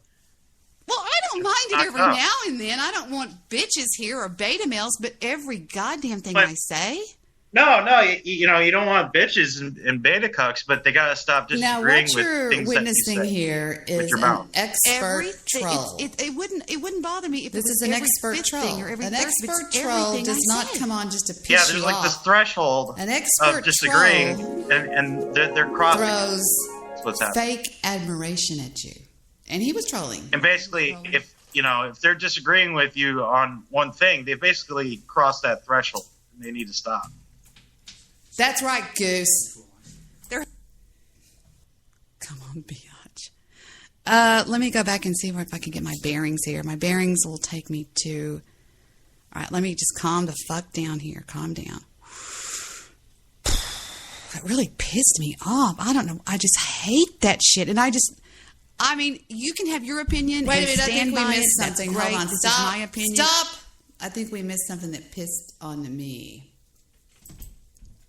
Well, I don't mind it every now and then. I don't want bitches here or beta males, but every goddamn thing I say. No, you don't want bitches and beta cucks, but they got to stop disagreeing with things that you say with your mouth. everything. It wouldn't bother me if it was every fifth thing or every third, but it's everything I say. Yeah, there's like this threshold of disagreeing, and they're crossing it. That's what's happening. And basically, if they're disagreeing with you on one thing, they basically crossed that threshold, and they need to stop. They're habitual line steppers. That's a line from a movie. No, it's not. It's from. I'm Rick James, bitch. Eddie Murphy's brother. Charlie Murphy. Charlie Murphy. Moving right along. Oh, this is making me nuts, this noise. Hold on, there's somebody making a lot of noise. The light bulb went out. Put a green bulb in. Green? Yes, we have to purchase a green light bulb to show all the veterans our support for them because we don't know who they are because they're not in uniform. It's in the closet, though. Whatever. Okay, moving right along. What was I going to fucking say before I was so rudely interrupted? You know, with all the freaking rooms in this house, and you have to come in this one. I'm tired of pig. Okay, moving right along. Something pissed me off right here. Let's see what it was. Right. You're exactly right. Maybe I should have them killed or something. I don't know. I could do that, you know. Have them killed? Yeah. I think I will. They're holding on the other line. Punch him in the head, make his middle of his head bleed. Mr. Midnight Movie, are you there? Are you there? Join with video. Goose hung up. Are y'all there? Are y'all there? Is anybody there? Guys, are you there? Aha! Proof to Mr. Midnight Movie that I tried to pick back up on the call with him when I hung up with Goose. See? And they're not there. They're there, but they're not there. Mr. Midnight Movie? Jew?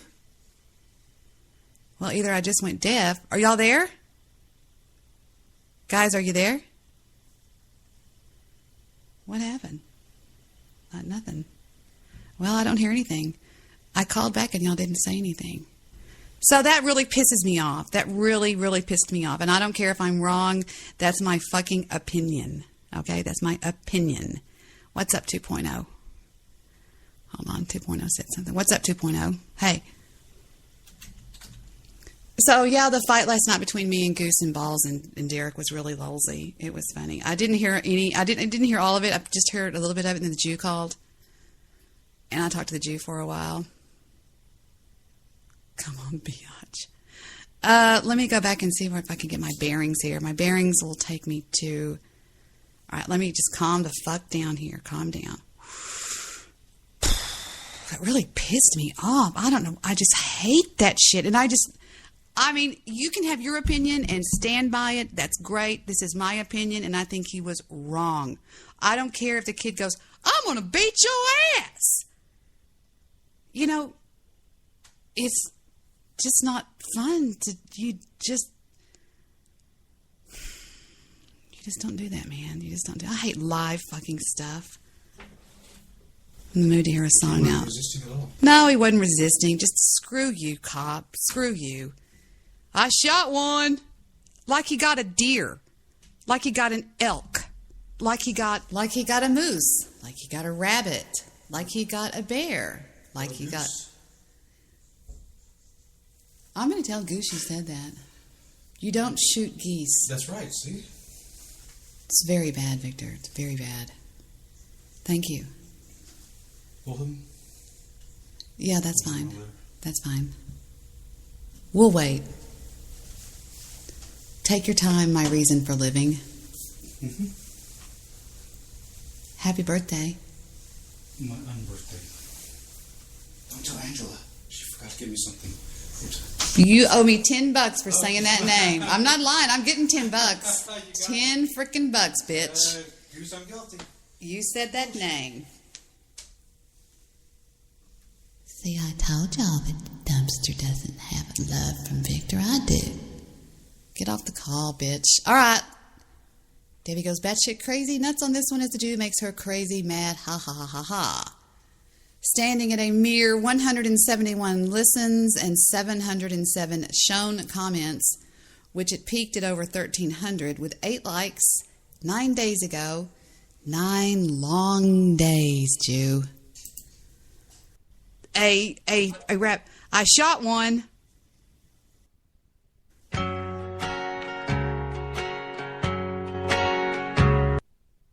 was going to play, hold on just 1 second. I was going to play, I can't see because I have my fucking glasses. There it is. This is what I was going to play. Man, I got mad. I played this just to piss the Jew off. The Jew cannot stand plunky plunk and wanky twank. He cannot. It makes his teeth itch. His teeth with cavities. And I just know I'm right. I'll never change my mind. Because I just look at things so logically. I want to hear this for some reason. This is one of my father's favorite songs.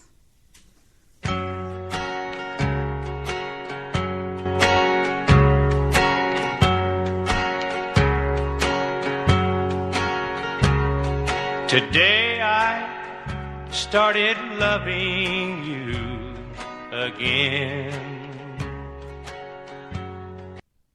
I got an interesting message from Guy Shea today. I'll read you just one part of it that I think you'll find interesting. He said to me in regards to the JFK assassination, he said, very interesting, he said, Bell Helicopter may have been behind the assassination of John F. Kennedy. They stood to lose the most from the United States' withdrawal from Vietnam. At the time of his death, most government elected officials stood behind blocking Nam. Russians and Chinese arms deals with them. Wait a minute. Hold on. Let's see. Due to Russian and Chinese arms deals with them and a major missile buildup in Cuba. If the United States had stood down with the NVR, there was a chance of Soviet buildup in South America and a real potential of nuclear war, not to mention France had already been fighting with Vietnam since the 50s and started losing when the Soviets and China started teaming up against one of our international pals that we already promised to back. We were already promised to back with England. Okay, hold on, I'm not reading it right. One of our international pals we already promised to back with England. Interesting. Yeah, I did a little show on Guy last night. I think it was last night. Yeah, it was Halloween when I was on my way over to Sissy's house. Sissy's house. That sounds stupid, huh? I wonder if the one angry bong is still on. Talking about rock and roll. Rock and roll is here to stay. What is it now? What? You don't have very many listeners because the World Series is on. That's why a lot of people probably. I could care less. You could turn on the World Series and put me on and mute the World Series, right? True, but I was letting you know that's probably why. Love you. It's ridiculous how much it comes in here and drives me crazy. Now, the other day on the News Guy show, which I'm the one responsible for saying the News Guy show. Everybody copied me. Nana, nana, boo-boo. The other day on the News Guy show, he debuted something that happened on my dear friend Phil Hendry, his show. Phil Hendry was a character that's very funny, making fun of me. Now, rumor has it that the reason he did this a couple of years back was I caught his attention because I was one of his biggest fans, I guess. And I mentioned one time, I think, in his comment section, I aspire to be Phil Hendry. Well, he looks up Debbie Daly. He obviously finds my podcast, and it obviously has crappy audio. And he did a little joke thing about me, and it was kind of funny. And I actually went to his backstage pass, and I said, by any chance was that? I posted in there, by any chance was that about me? And he answers, LOL, LOL, laughing out loud. So I give you now, as embarrassing as it is, Phil Hendry's bit about me.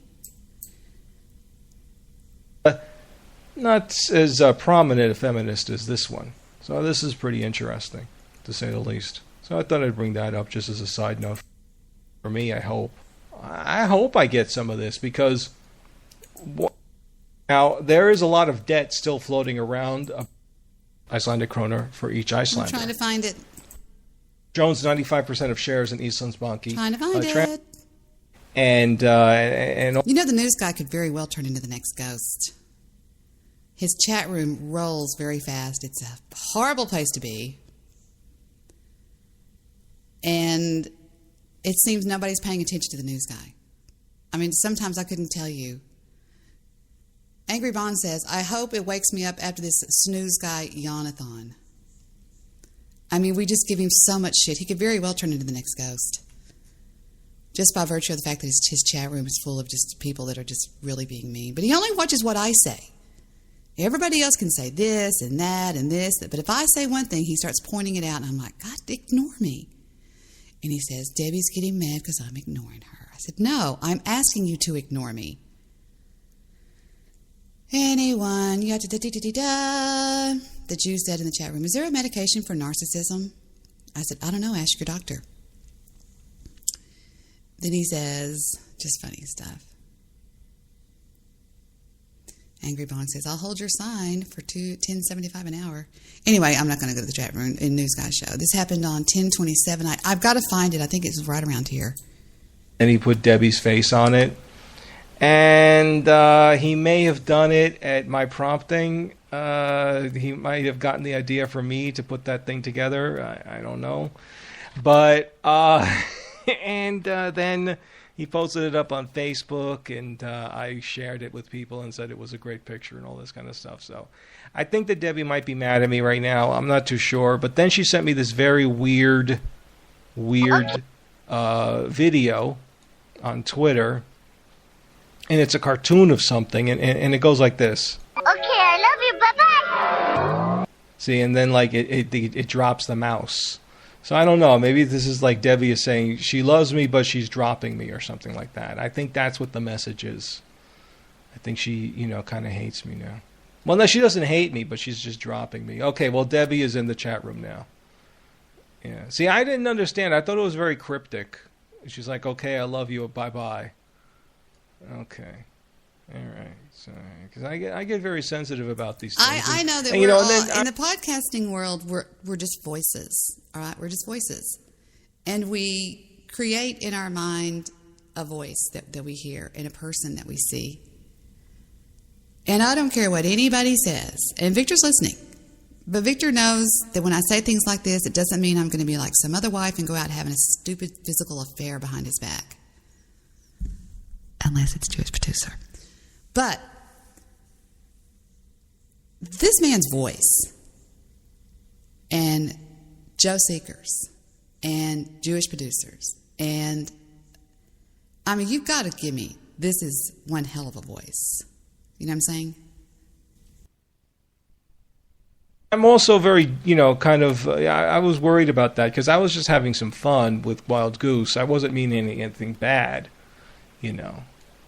Yeah, exactly. I'm reading too much into it. Yeah, that's actually part of. He's reading my chats. I said you're reading too much into it, Snoozy. I call him Snoozy.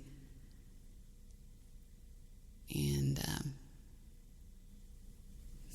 me and Stabby McHugs had a fight last night. It was funny. Pastor Lindstedt said, "So was Jew's cock arguing with another Jew, or the blank holding up a sign?"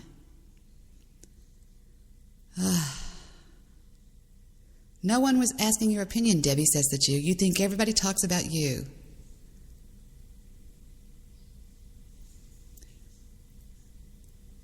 And then I threw this in the chat room just to stir him up. I said, Bush Sr. was involved in the JFK assassination plot. Debbie goes, sure he was, Debbie, sure he was. He gets Debbie all riled up. So here we go back to that voice of voices. I like when he mumbles. But just saying. Goose, if you're out there listening, I am now on Season 2, Episode 7. We've got a baby on the way. We've got all kinds of things going on. We've got children being shot. All kinds of things are happening. And I'm prepared to answer any question you may have, you rat fink. where the fun comes from all this stuff. If you've ever thought about it, I mean, I don't mean to sound condescending on that, but I mean, think about like all of the sitcoms and where all of the hilarity comes from a misunderstanding of something. So anyway, all right. So anyway, this was happened earlier today. I don't know if it happened earlier today or if it happened a couple of days ago, but I just found out about it today from the one and only Paul Dembski, who sent this over on Facebook. Phil Hendry, the one and only Phil Hendry, talented comedian, radio extraordinaire, and everything else. He, of course, now does podcasting, and he does a lot of other stuff. One of his characters is based, I believe it's based on Debbie. This one, Bobby Dooley, because Bobby Dooley is always with her husband in the background, and it almost sounds like it's Debbie and Vic in the background like that. But from time to time, Phil will actually have a character named Debbie Daly on his show. And this is either today or a couple of days ago, he did this whole thing.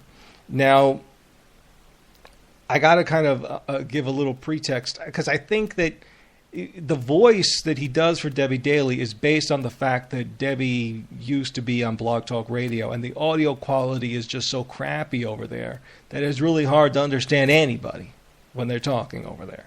I mean, this is the reason why I used to do a show on Blog Talk Radio too. But that was back when it was more or less free. You could do 5 hours for free, and then you could just restart the show immediately afterwards and do another 5 hours. And actually, one New Year's Eve, I did go like 10 hours. So it was a lot more fun back then, freewheeling and stuff. But anyway, so here we go. This is from a couple of days ago or today. I'm not too sure. Phil Hendry does the Debbie Daly voice, and it goes like this. Debbie Daly is with us, and she is holding forth over there at Texas and Washington, D.C., having some breakfast. And Debbie is going to be talking with us here about her 5th anniversary. Debbie, I assume you just got off the air, right?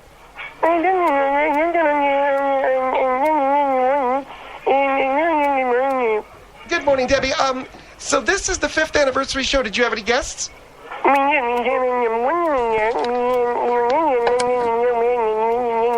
Joe Biden.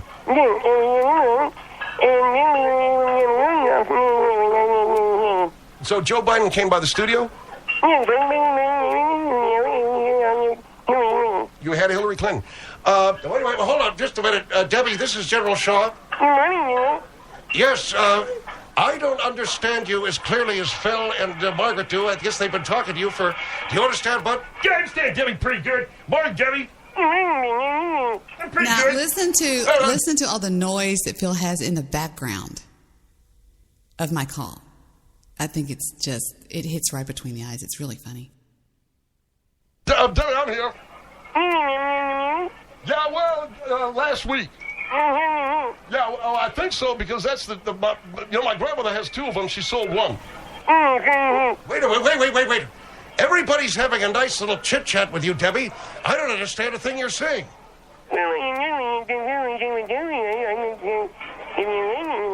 What did she say? She said if you're bigoted, she can certainly understand, but please don't... Wait, I didn't say I was bigoted. Why can't you understand her, then? I can't... What do you mean bigoted? I'm not... There's no bigotry. You mean bigotry against someone who is handicapped? Bigoted against somebody who is hearing impaired. Well, that's what I meant. Are you saying that I have bigotry? You'd probably be able to hear her better than you do now. You know, I reject that thesis. That is not it at all. I just can't understand a thing you're saying. I am not bigoted against hearing impaired people or anyone else. If you're really not bigoted, you could really understand her. If I'm really not bigoted, I can understand you. If you would just listen to her without your bigotry, if you just let your heart be open to what she's saying, you'd understand her. Well, it is true. Do you want to try? Do I want to try what? Will you just converse with me without Phil interpreting? Yes, okay. There's no bigotry, but I don't know. It could very well be something hidden way back in the recesses of your heart, General. Yeah, a lot of times we don't understand, General, the things what we're bigoted about. Yeah, okay, Dickman. Thank you for that life lesson. You want to do it or don't you? Yes, I'll do it.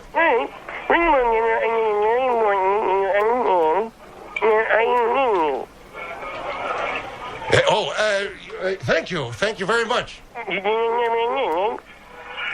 I'm sorry, say that again? Yes, I do.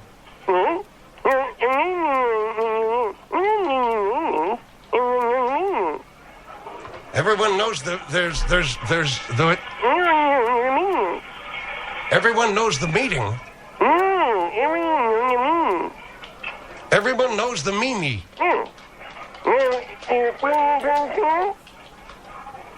I'm sorry, say it again? Did I pop the little baby? But you get out of here with this broad. I'm telling you right now, I'm going to flip my lid. Debbie, let's just talk about the anniversary.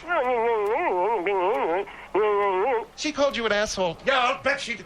I'm telling you right now. Come on, Debbie. I'll see you in hell. We had to push him out of the room, Debbie.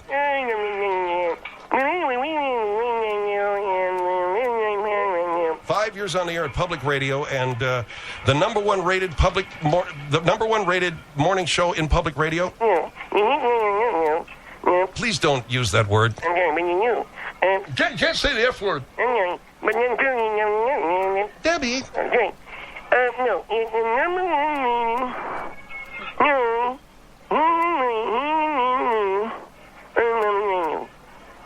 The number one rated show hosted by a hearing impaired person on public radio. Okay. Well, congratulations, Debbie, for a phenomenal run. And we certainly do hope that you are continuing in that capacity for a long time. General, do you want to say anything? I'll see her in hell. We will wrestle it. Yeah. So the general said congratulations. You're welcome. Well, she's a remarkable young lady, I think. She has come a long way, a long way. General, do you want to say anything to her? You tell Debbie Daly, General Galen Shaw's coming, and hell follows with me. Hell. Anyway, thank you, General, and... You hear the cowboy music? Yeah, the famous Phil Henry show is executive producer. The cowboy music. Y'all people think everybody down here in Texas is just a bunch of cowboys, and we're not. We're also cowgirls.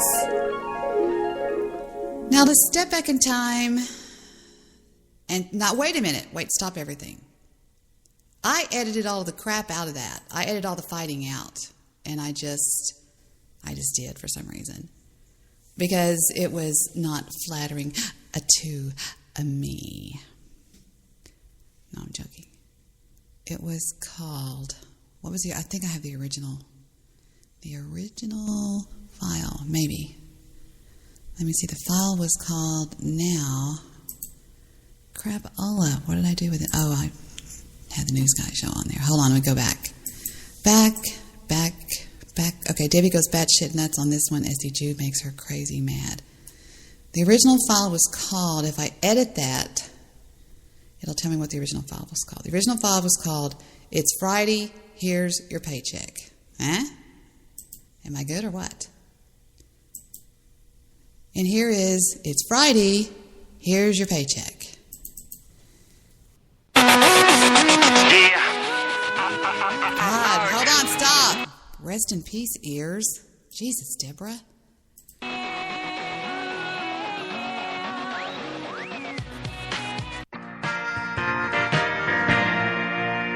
What a beautiful mansion he built you. Don't talk to yourself. So now I'm out 1,000. How about that? How about that? So anyway, here we are on a Friday night. I have nothing to talk about, nothing to do, Nothing going on. Victor just left here a minute ago to go run an errand for me, and I have to have something faxed over to an attorney that I didn't fax over by 5. I don't give a crap. You know, if they're going to give me stuff to do that late, they can wait. They can wait for it. They don't need it. The courts are closed tomorrow. I'm still looking for that money. I'm like out of my mind over that. I don't believe I did that. Oh, get over it, Debbie. Okay, poof, I'm over it. I need to play something that's going to make me in a good mood. What can I play that's going to make me in a good mood? Obviously, Rebecca Black didn't work. Let me see. I know, I said, it's Friday, where's your paycheck? So we'll play something from Johnny Paycheck. How about that? Johnny Paycheck. You want to talk about country. Whew. My favorite song from Johnny Paycheck is the story about a guy who's very poor. Doesn't have much money. Wait for it. Right? And he's in love with a woman that has a whole lot of money. Right? And she calls him all the time when her rich husband is out. You have an incoming call from the Jew. No, not right now. No. I hung up on the Jew. I hung up on the Jew. And when he... You have an incoming call from the Jew. I'm in the middle of something. What do you want? All right, Cupcake. What are you doing tonight? Nothing. What do you have in mind? Stop ringing, stupid cell phone. Damn it. Don't talk to yourself. I That's do. terrible. So the song is about... What song? See, here we go. Okay, here's the deal. I was so mad about losing that money. I could have spit nails. That's how mad I was. Now, what happens when I'm that mad, it bleeds over. And I should have not been on my podcast that night. I should not have been on it because I was too mad. And watch it spill over. Go ahead. Take over. Well, which song? I'm introducing a song to get me in a good mood because I just lost $1,000. You need a radio reset when you do that. I don't know what song you're talking about. I was just pranking somebody on the other show. Jew, I lost $1,000. You'll get it back. No, I will not. Well, in the next life, maybe. I lost $1,000. Yeah, it's all right. All right, I'm over it then. Anyway, so this... Wait a second. Did you lose it in the street? Yeah. Gone. I put it down in my pants and it fell out, I guess. Really? And what denomination was it? Hundreds. Hundreds. That's that'd be kind of a thick wad to lose. Yeah. Thank you. I lost 300 tonight and 700 at the fair. Really? I'd like to follow you around. It's not funny. It's horrible. Can I play my song so you won't talk? I lost $2,000. What, gambling or what? No, I took a cruise. Oh, I think I can get you a free cruise. Really? How? I'll tell you off the air. All right, that's good. I'm not joking either. Free cruises by Debbie. So anyway, all right, Jew, you got me there, you piece of shit. I'm going to call you back after I play this song because I know you're just going to talk all right, during play it. the song. Hang up. Yeah. No, I hung up on him. So this song is about a guy that's in love with this rich girl, this rich woman. And every time her rich husband goes out of town, she calls him up. Okay? And this is what the song sounds like. This is real country.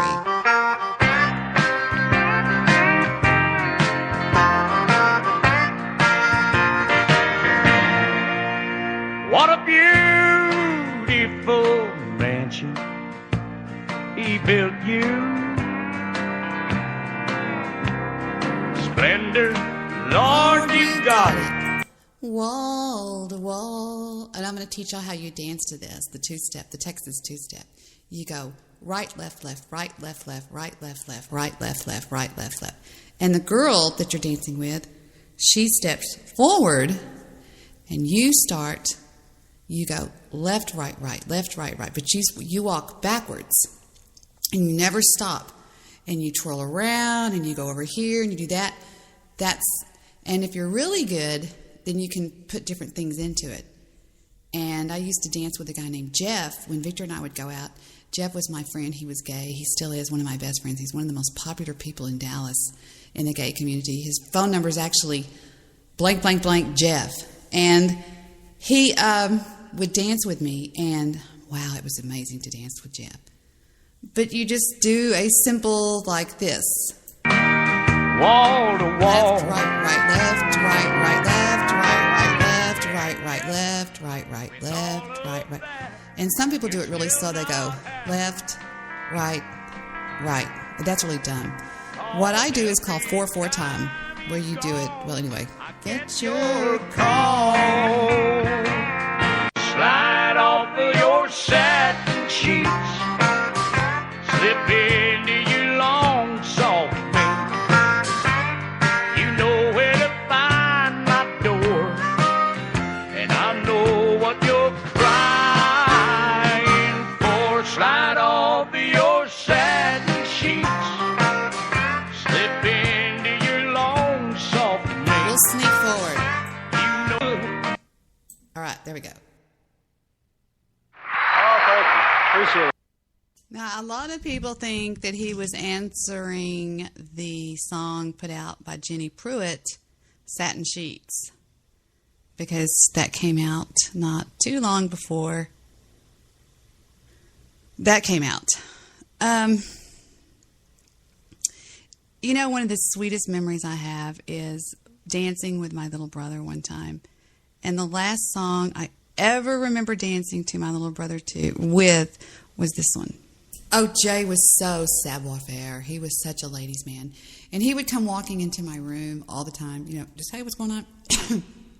And I distinctly remember one time on my stereo, which I had an amazing stereo, even as a little young girl, because that's all I wanted for Christmas. All I wanted for Christmas was a real stereo, and I got one. It was really nice.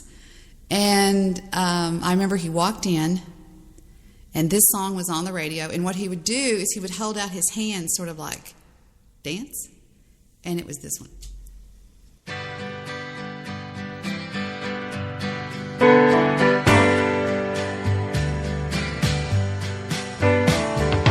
Hey, did you happen to see the most beautiful girl in the world? And if you did, was she crying, crying? Hey, if you happen to see the most beautiful girl that walked out on me, tell her I'm sorry. Let's jump ahead. Tell her I need my baby. That's the beauty of podcasting. You can jump ahead. Especially mine. When I saw you standing there. See, then I missed something. I about fell out of my chair. Oh, I think I just start playing real sad, whiny music by men. Let me go forward and see what we got here. Oh, this was dedicated to the Jew. This was dedicated to the Jew. Here we go.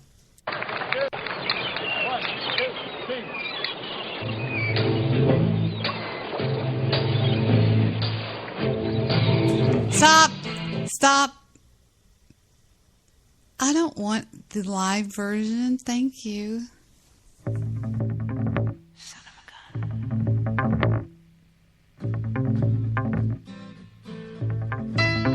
The Jew walked in. Wait.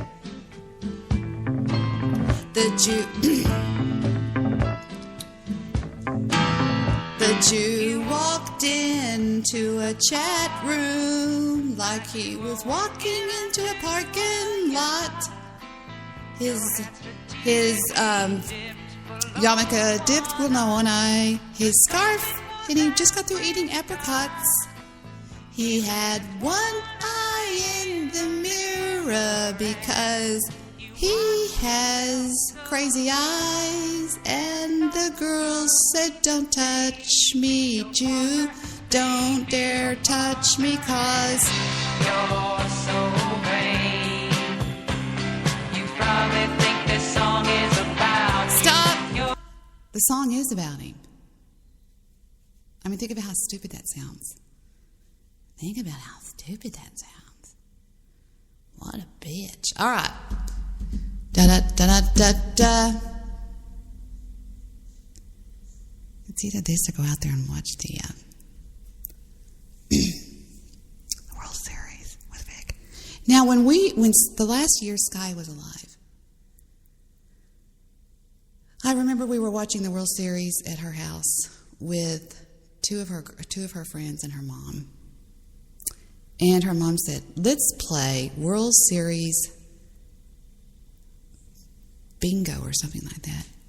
And she said, "Debbie goes first. Debbie, you can either," because I've always said the best looking men in the world are professional baseball players and firemen. You just cannot find a fireman or a professional baseball player that I don't think is good looking. So she said, "Okay, Debbie, the next guy up to bat, you either accept him as your mystery date or you give it to the next girl and you roll the dice and you have to take the next one." It was really funny. And I ended up getting, I don't remember, Jose Canseco maybe. Well, I don't remember who it was, but it was fun. Hey, what else are you going to do right now? Go listen to some informational thing?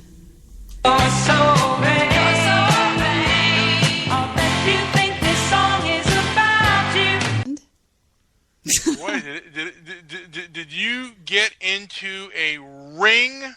Did I handle it like a bitch? Yeah, but you did get into a ring of fire. Did you listen to any of my show? I listened to every word of it. What'd you think of it? It was funny. Thank you. You're welcome. Is that all you need? No. Yeah, it was your show was funny too. That was Wild Goose and Goofy Bone. It was who was the Australian or the English guy? It's Derek. It was Derek, Balls, and Goose. It was funny. And did you hear me with Goofy Bone? Yes, I did. Huh? That portion was the most memorable. It was interesting, but I handled it. I was laying down. I wasn't the least bit worried. It was funny, and in all, if you look at it, it was funny. Yeah, I laughed. You laughed. I did. I wouldn't have said anything if I didn't laugh. Did you? I wouldn't say anything if I wouldn't laugh. Y'all sounded so sweet over there on your little show without me. I felt so bad. The show was called Answer Your Skype, Debbie. Did you listen to the other show? The one before that? I didn't. The one after that. You did one after that? Oh, wait. Yeah, you did. It was called, don't tell me. It was, I forgot. What was it called? No, wait. Come on. Damn it, it's in your Skype. Oh, guess who's calling in? All right, fucker. Behave. Play my intro. You don't play the real intro, Debbie. Oh, okay. The one I was just now playing. Were you listening, Jew? No. Mr. Midnight Movie said it was you. Yeah, Mr. Midnight Movie drinks. I do not drink. I'm getting in shape. Yeah. Yeah, round. Mm-hmm. That's a shape. I can outrun you. You roll down a hill.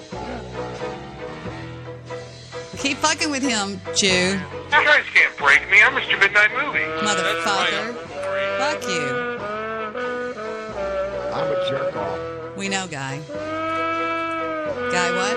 I'm a jerk off. You're a what? I'm a jerk off. What? I'm a jerk off. And what are you, Mr. Midnight Movie? Can we break you? You guys can't break me. I'm Mr. Midnight Movie. All right, it's the asshole of the year. It's the dickwad that everybody hates with all their passion. It's the stupid one angry dumb Jew. Hi, Jew. I have been very busy today. I've been 5 different people on talk radio, including another Spreaker show just now. I think you're one of the most hated people on the internet. It could be, yeah. Mm-hmm. Yes, it is for you. No, that was for you. That wasn't for Mr. That wasn't for the Jew. That was for you. You know who you are. I heard a yawn. Maybe he's sleepy. That was Uncle Maury. Uncle Maury was the one that yawned, not me. I slept 14 hours straight. Did you take your pill? No, I need to take that right now. Please do. You know the rain, all the rain outside. I need to get this refilled. Now you're about to get more. Oh, it's a flood. It's a fucking flood. Getting some of that Mexican rain. But the rain, I don't know. That's what Joe Seeker told me it was. He called me when I was driving. I'm going to put on my yarmulke right now. You could take a condom and put it over your head. Bullshit! That was Mr. Midnight Movie that said that. I did. I did not say that you're so vain is for the Jew, did I? Did I? No, it was for somebody else. You did. I did say that. Because you're homo for the Jew. Yeah. I have my yarmulke on. What does that get you? I don't know. Maybe it'll get me sympathy and some money from the Jewish community. Probably not, though. Hey, did y'all hear that I lost $300 tonight? Well, it was $1,000. $700 the other day at the fair. So wait a second. So you lost $700, then you didn't take care with the rest of your money, and you lost another $300. How did you lose that? I would like to follow you around for a day. I walked into the fairgrounds. I had a net with me and Victor. I walked into the fairgrounds and then I lost 300 fucking, no, 700 $700 bills in my back bucks. pocket on the right. Shut up, Debbie. And Annette looks at me Debbie, because I had gone to the Maybe impact. you were picked. Debbie. Crap. Okay, I'm going to get something real quick. Stand by uno momentito, chicata piznada. I'm going to play y'all something a little bit different on my board so you can't hear me when I'm talking behind your back. Oh, and who is that on the line? Wait a minute, I have to get the stuff out of my glass. I put my scissors and my lighter in there. What'd you say, Matilda? I said we have a call from area code 918. 918, you're on the air. Hi, Dumpster. Hello, Angela. What are you doing on the air lying about your life again? Hang up on that call, please. What do you mean? I mean, hang up on the call. Just hang up. Don't say that Debbie had to do something. Matilda, hang the freaking call up now. Anyway, sorry about that interruption. Yes, you did. Just a momento. Wait a minute. Stop. One night on the broadcast here, I did a little funny parody of one of my, yes, I'm live, one of my biggest haters, who is a troll, a little round-faced, plump Mexican girl on here who calls herself Native American. I welcome to the show my interpretation of Cactus of Flower. I'll be right back. Don't go away. And I'm serious. I'm watching every one of you. If you go away, I will hunt you down and I will kill you in a fire. You will watch your hands melt. Your nose will melt right in front of you. Well, good evening, peoples of Spreaker.com. Let me please introduce myself to you. My name is Cactus Flower, and I come from the beautiful sands of California. I love you, and you love me. You call me your queen. I want you to bow to me. But I must warn you first that there is an evil force out there. Her name is Debbie Daly. She's so evil, peoples. She's so mean. She's so bad that she tried to kill me. She wished death upon me many times. I have had to resort to the assistance of my good friends here on Spreaker.com. I only say for you to me now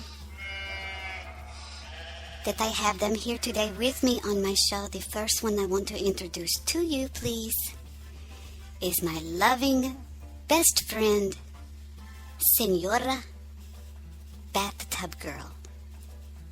Welcome, Bathtub Girl. Help me! It's me, Bathtub Girl. here on Spreaker.com, and I want to tell you all something that I am so excited about. There ain't no 4-0 and a foreign over here at Spreakerville. I slapped my knee. I couldn't reach my knee, but I slapped part of my fat down there, and I said to myself, yeah-ha! Finally, somewhere where the dumpster can't get me. Now, I refer to Debbie Daly as the dumpster. Why? Well, because basically I'm a dumpster. And you know how haters go. Whatever we see in us, we mirror on other people. Personally, I think Debbie's precious, and I fell in love with her on her show, but I had to start hating her because... I don't know. Hold on, let me ask. Why exactly do I hate Debbie? I mean the dumpster. She's... You know, I really don't know Cactus Flower. I can get that on the next show, though. I'm so excited to be here on Spreaker.com because basically, we can do anything we want to this woman and she can't do a thing back to us. What do you think? Now, just hold on a cotton picking. I have the wrong voice going. Hang on. Hello. Thank you, Senora Bathtub Girl. I don't know exactly why we don't like Debbie Daly. I'm very sorry to hear that you call her the dumpster, though. I don't know for where that comes from. I am simply saying for you that I am Cactus Flower. I am a queen, a very beautiful queen, a very young queen, a very beautiful, young, romantic, gorgeous queen. I am so young, and Debbie, she's so old. Do you know how old she is? Lester, the molester, said on the Bootsy McGee show. Do you know Bootsy? Bootsy is my best friend, although I don't like him so much no more. We kind of had a little poo-poo, and we're not together no more. But I did hear on the Bootsy McGee show when Lester was on there that Bootsy is in fact a boy. I am the queen. I cannot be best friends with a boy, especially a boy that's married to a man. I cannot do that. You know, I believe our time is up for today. My name is the Cactus Flower. I'm so beautiful. I'm the queen. And I love you all. Moo kisses for all of you out there. Now stay away from Debbie's show. She's very, very mean. Very, very mean. Very, very mean. And I say for you, in my home language, Itlapot snappy, itlapot akishnapulita, ikupoch minabis kwaaka, mirab ikoromi sitita. Good night, and thank you too many times for me, Cactus Flower. Amen.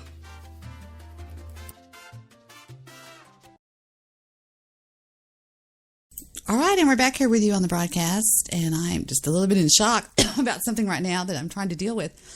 Excuse me, damn. We're going to get back here on track. We're going to get back on track after we listen to I'm sorry, I have to do this. I know I said I wouldn't do it, but I said I wouldn't. I'm not. Whatever. I'm going to play something just to put him in his place. Todd Morris. President Todd Morris. President Todd Morris has gets a lot of jollies at laughing at me, right? Little does he know that I know, as well as many people know, that when somebody goes out of their way to make fun of somebody like that, they're usually hiding the fact that I could come back and destroy them, so they try to get the first hit. It's called drawing first blood. Who gets to who first? If I get to my mom and say, David hit me, that's going to set in my mom's mind that David hit me. Even though it might have been a ballroom brawl. But anyway, one night on my show, you know what I'm going to play. You know what I'm going to play. I was talking to a friend of mine on the show named Laszlo. And I was telling Laszlo something. Well, for 500 consecutive shows on TalkShoe.com, President Todd Morris did nothing more than pipe my show. He streamed it, which means he went on the air and he played my show. That's all he did. He had no content of his own, none. However, there were times when he would be playing the show that he would give his commentary on the side. So what you're hearing is a recording from his show where he is listening to my show and he gives commentary. Now, what happened to President Todd Morris on my show on Blog Talk Radio, he didn't go through the revolving door of friendship. He was violently shoved through the revolving door of friendship when he threw a wall-eyed fit over Jewish producer and raged in jealousy. Just hear for yourself. I know you're hating the clicks. My heart is broken. I want to talk to Debbie Daly. Did you just say faithful, Debbie Daly? You think you're being faithful? You traded me in for some Jew in Hollywood? No, I Nature Boy, but no, I'm not. But no, you traded me in. Love somebody. You traded me in. See what I'm talking about? This is it. This is war. George producer, this is war. I have to say that Shut up, Bill. men may not. Shut up, Laszlo. We all Shut up. about it. You know what happened to Maui? What happened to Dignity? What happened crack that whip like a What happened I'm joking. to Debbie Daly? That it's good to become. I'm sorry. You shut up, you drunks. I want to talk to Debbie Daly. Making a relationship stay alive. Debbie, you traded me in. Variety. Give that bitch variety. I mean, yeah, you're giving me a variety. You're giving me the blues. I can't believe it. My heart is broken. One night we'll get into that. My heart is completely broken. Debbie Daly has left me high and dry, ladies and gentlemen. Can you believe it? Can you believe it?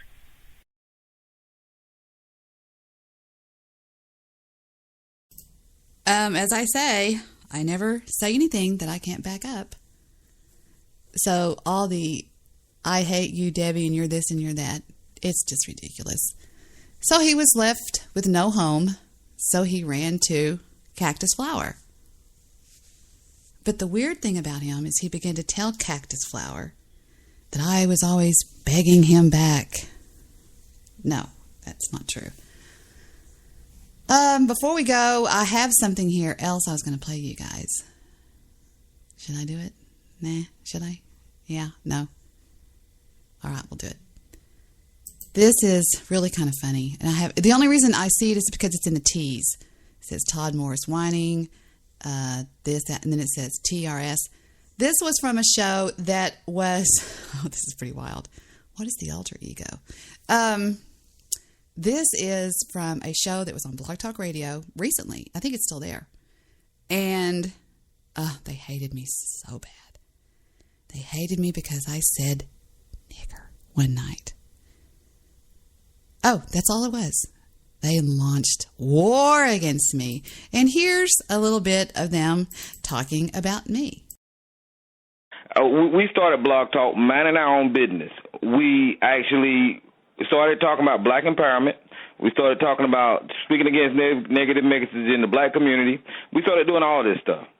People didn't like what we was talking about. As soon as we started talking about empowering ourselves, ancient Kemet, our history, some of the mitochondrial DNA mutations that happened in Europe, all this stuff that we started talking about, this is when the racists showed up. This is when we became the talking fodder for everybody else on Blog Talk. Now, see, I don't have issues with anyone, but these people can burn in motherfucking hell. And I told you, I ain't got nothing against white people, but I cannot stand a motherfucking racist. Not one bit. I can't. I can't stand a racist. They can burn in hell. Now, this woman is in my chat room for what? Because now she needs some more material for her motherfucking white audience. Because if they're listening to her, they know that she's a racist. They're fucking racist. That's just the way the shit happens. Why the fuck would you listen to somebody that's not a racist? Why the fuck would you sit up and listen to Adolf Hitler if you're not a racist? That don't make no sense to me. So they listening to these racists. She got racist friends. You just heard her. You just heard him say, you know, they're going to listen to this N-word show on Blog Talk Radio. This is the kind of language that they use. Now, this is my problem with these people. I don't understand it. They come over here. They don't like what the fuck we talking about. They flag my motherfucking show down. This is the kind of language they use. He's fixing to call us devils, crackers, and one of his co-hosts, which was Madam Whoop-Ass, admits to not allowing white children in her home, and that if her children, are seen playing with white children, they get grounded. But I'm the racist. This is the motivation behind why y'all need to go to GoFundMe and let's get the fuck off of this motherfucker so they can have this motherfucker, because they got a whole racist site. Might is Right is a racist station on Blog Talk Radio that don't get fucked with at all. They're allowed to say what the fuck they want to say, call us all kind of goddamn names, tell us that we need to be fucking dead, and it's right here on BTR where the fuck we are right now, but we get flagged. This is some bullshit. Mm-hmm. So fuck that damn lady. She need to go to fucking hell. That's why I played this. Is she, and let me say, she's not a devil, but she's a she-devil, without any shadow of a doubt. Because I didn't call her out of her name or nothing. I called her by the name that she deserves, based on the fact of laughing at a young black brother that died, that was unarmed, young boy, 17-year-old boy, that died at the hands of George Zimmerman. But this woman can't let it go. Hey, let me tell you something, Black Beezy. Hey, I got a question. I know let me just say something, Black Beasley. I know that's your friend, brother, but I'm saying you gotta stop. Hold on a second. I'm not friends with any of you people. Let's get that straight. I don't have internet friends. All right, fair enough. But you always no. Don't. You know what? Don't involve me. Don't involve me with your situation. I'm enjoying the show, but I'm not friends with any of you. Don't involve me. Don't involve me in whatever you guys have going on. I'm not friends with any of you people, so let's get that straight, all right? But as a black Hold on a second. What did I tell you? Are you hard-headed? Don't involve me in this. I'm just enjoying the show. Beasley, was that the same lady that you pointed out the other night that was a racist that was on the show? As a black man, Black Beasley, I'm going to open up the line. As a black man. I'm sorry, did someone ask me a question? Look at Eric. You see, I like to get paid for my input. If you would like to interview me, I would request payment. I'm a businessman. I'm about business. Look what happened to Michael Brown, brother, Missouri. And they're following with them devils. They don't care about our struggle. Is the person willing to give me a donation for the person that asked me a question? Because I'd be happy to give a complete answer. Okay. Well, I got 5 toes and a foot. Would you like that? Is that donated enough? He don't need a donation. He need to get off the line. He deserves the lowest monetary denomination. Get that bitch ass nigga off the line, disrespectful bitch. You shouldn't even be on there. Sounds dumb as hell. Would the nice lady like me to leave? Ain't nobody his motherfucking friend. You want to play that shit, he can be a bitch all day on this phone. Excuse me. I don't even know who the nice lady is. Excuse me. Shut the fuck up. Excuse me. I don't even know who the nice lady is that's speaking. I just want to wish her a wonderful evening. Man, and you ain't no fucking pimpy. You a fucking ass clown, nigga. And you a Thank you very much. nigga disrespecting these men on the fucking line. Fuck you, you old ass played out wannabe pimp. And you're quite a lady. Your shit ain't even worth a fucking pimp. And you are You a fucking clown ass nigga. You a motherfucking bitch. And you disrespectful on this goddamn show. And if you want to get paid, start your own show, bitch. On your own fucking money. And then ask somebody to donate. You dumbass. You come on this brother's show talking to them. They giving you play. You dumb bitch. No one would know about you if it wasn't for their damn show. And then you come on here and you want to disrespect them and talk about them. You dumb. And you ignorant as fuck. And you are nothing but a hoe ass bitch. And a fucking coon.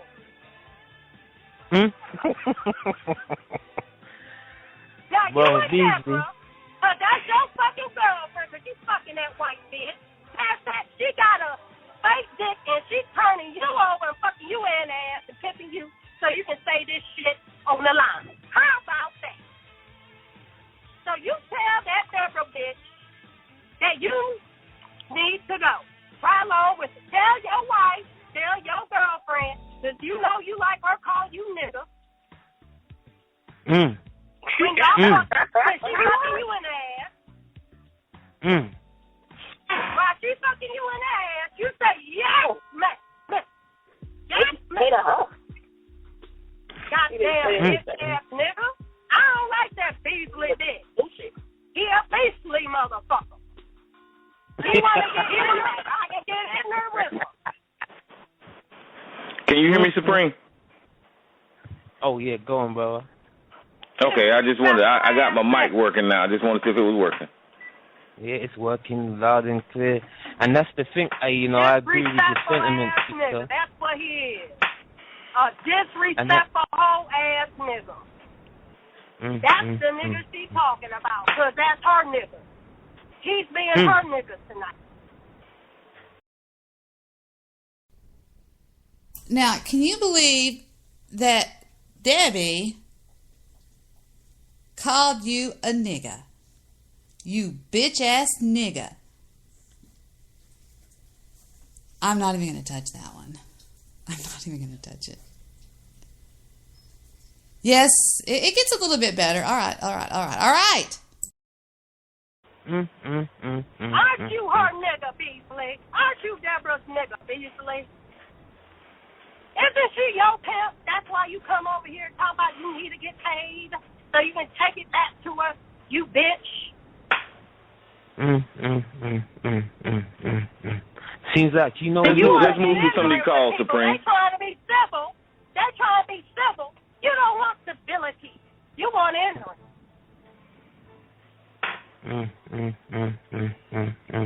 See, I don't respect I like it. Let the sister go in, man. You finished with him, sister? You finished with him? Why y'all still got that nigga bitch? Because that's what he is, a nigga bitch. Why he is on there disrespecting you.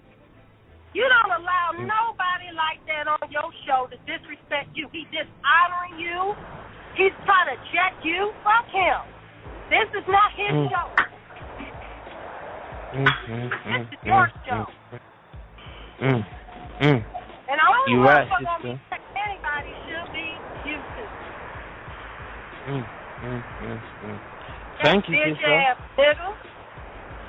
Have a good show. Kevin, your line is open, man.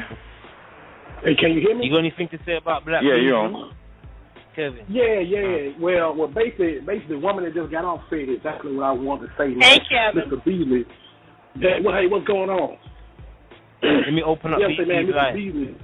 Beasley fake as fuck. Beasley fake as fuck, man. That dude a goddamn clown. Now you did a show about businesses, and he claimed to be a businessman. You ask him for insight, he tell you the games be sold, not to be told. If that's the damn case, why don't he get his bitch able to write a motherfucking book? You know what I'm saying? You on the show, we trying to get solutions. His bitch ass trying to keep it a secret. You know why? He ain't no motherfucking businessman. He sit his punk ass on Blog Talk Radio show 6 hours a fucking night, sucking dick. He go to Tommy's show, he go to Monty's show, he come to your show, sucking dick all over Blog Talk Radio. Beasley fake as hell. He ain't no goddamn pimp. He a fucking punk. His stupid ass. And you know what? I've been waiting about 2 hours to say this too, man. Beasley an instigator, a shit starter, and a fucking fag. And I don't know why y'all let that dick sucker on the show for no more than 5 minutes at a time. He's stupid as fuck, man. Well. So, to be considered a businessman by TRS, you have to be a pimp. He ain't no pimp. Oh, these people waged war against me. They were going to have me kilted.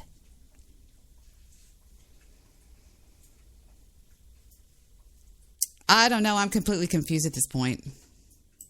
You, who I'm chatting with on Skype. I'm completely confused. I don't know who that is then. I thought you went to my chat room. I guess you don't. So, I don't know. I'm totally confused. If you're listening. Which I hope you are, because I really don't want to. I don't know. I was confused. I thought you told me that was you. I guess not. I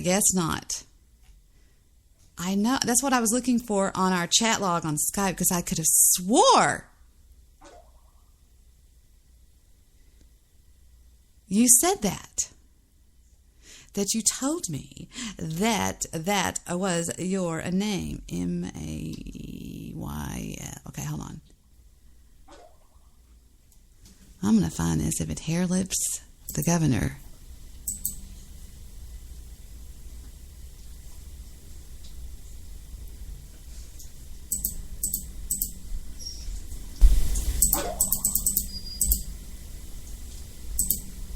Well, I must be nuts.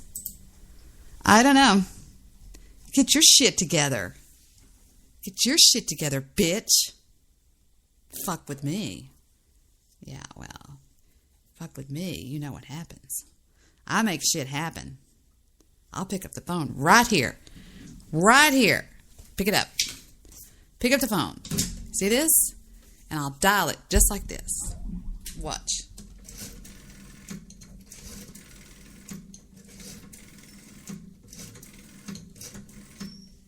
Yeah. This is Randolph 404. The Eagle has landed. Tell the blue team to stand down. Green team, go right ahead. Target 4. Thank you. That's all I do. Boom. Things happen. People die. Just saying. People die all day long. One angry Jew. Oh, well, what have we here? Somebody unblocked. Such a big boy. Pick up, pick up, pick up. Hello. How may I help you? Well, everybody wants us to get this bullshit over. What bullshit? This impetuous fight that we're having. You're having a fight, not me. Oh, please. Oh, my God. You're in chat rooms going, well, she shall not be named. I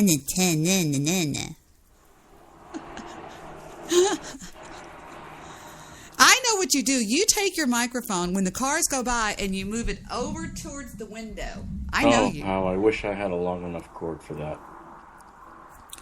I bet you say that more often than not. I would dangle it out the window.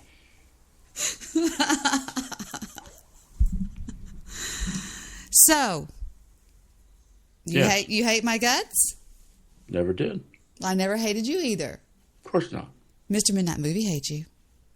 Mr. Midnight Movie is... He's a very mean person. Too sugared and unsugared. I don't know. freak. Jewish producer was trying to push him. Yeah, I hate the Jew. I hate the fucking Jew. Well, he's a troublemaker. It's not really a problem. Now, what's going to happen with you and Angela? See, you have misconstrued all of my movements of late. For one, I've been very quiet, and I don't even know where I summoned the strength to argue with those knotheads over at the Right Perspective the other night, since I'm getting over strep throat given to me by my son, and it didn't fare too well. It was worse with me than it was with him. But I only went in to talk to Angela to rile her up. And, well, that night with Guy Shea, I went on that show to annoy that guy who went to go to get the Russian whore and bought her soup in a jacket. Bama Man? Well, that's his name, yeah. So I didn't say anything good or bad. I never defend you. You're good enough at that. You don't need me to do that. Are we going to stand by? What? Stop. What did you just say? I said you're good enough to defend yourself. I don't need to defend you. Oh, okay. But you did say some tacky things. No, I didn't. Jew. What about you? Now, remember the other night when you swore you had never called me a cunt? Oh, I'm sure that's not true. And you said, I have never called you a cunt. And when did I say that? On Blog Talk Radio, I was playing an old show where you and I were fighting with you were fighting on Bill Wagner's show. Oh, well. And who knows what was said years ago. But well, it's I'm still... sure I've called you that many times. And no, I said, bet me $1,000. And you said, you don't have $1,000. I said, yes, I do. Well, you had it, but you lost it at the fair. But I'm sure that I've said that many times. I have no doubt. You know, Hold on, let me... please forgive my beeping. It's my temporal scanner, which I got for $40. What does it say? Error. Oh, fuck. I have no temperature at all. I have one that's worth $150 that I stole out of the emergency room. Ka-ching. Well, it says 96.3. I know it's not right. But I didn't have a very high fever, but I slept 20 hours out of 24 for about 2 days. Yes, I do know that person chatting with me. I.O., as a matter of fact. Well, I'll tell you something. I don't like fighting with you because you just go batshit buck wild on Spreaker, going to every chat room going, Debbie Daly's a mean person. She's very mean. I just stir shit. Now, listen, I can't help myself. I'm a troll. And a liar? And a liar, yeah. I haven't said that in a long time. I am a troll, and I am a liar. And, well, I love troll stuff. I love troll stuff. You ever seen Trollfoot? No, have not. Trollfoot is Danny DeVito. He has a foot, and it trolls. He takes his foot everywhere. He takes pictures of his foot with Clooney and other celebrities. And he's got really big nails. It's really? Trollfoot. Yeah, never just heard look of up that the before. hashtag Trollfoot. I never heard of it. Yeah. You don't feel good. What is wrong with you? No, I'm getting better though. I've been taking antibiotics for 2 days now, so I'm not likely to get anybody else sick.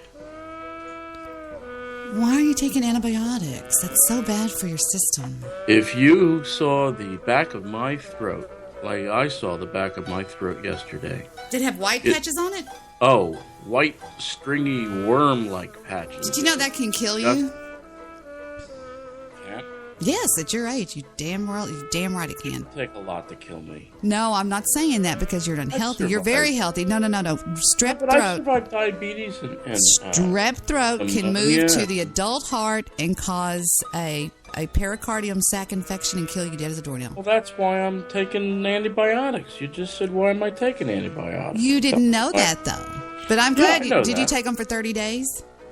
30 days? No, you only need 10 days. I looked it up on WebMD. Oh, that's right. I forgot you're a doctor, too. I'm a doctor, too. I am a doctor, too. I am, too. But I looked it up on WebMD, and I've also got an ex-girlfriend who's a pharmacist, so She didn't even want me to take antibiotics. She hates antibiotics. Man, I saw a hot Thai chick on the cooking channel, on the food channel, that was one of those chefs. It's called Impossible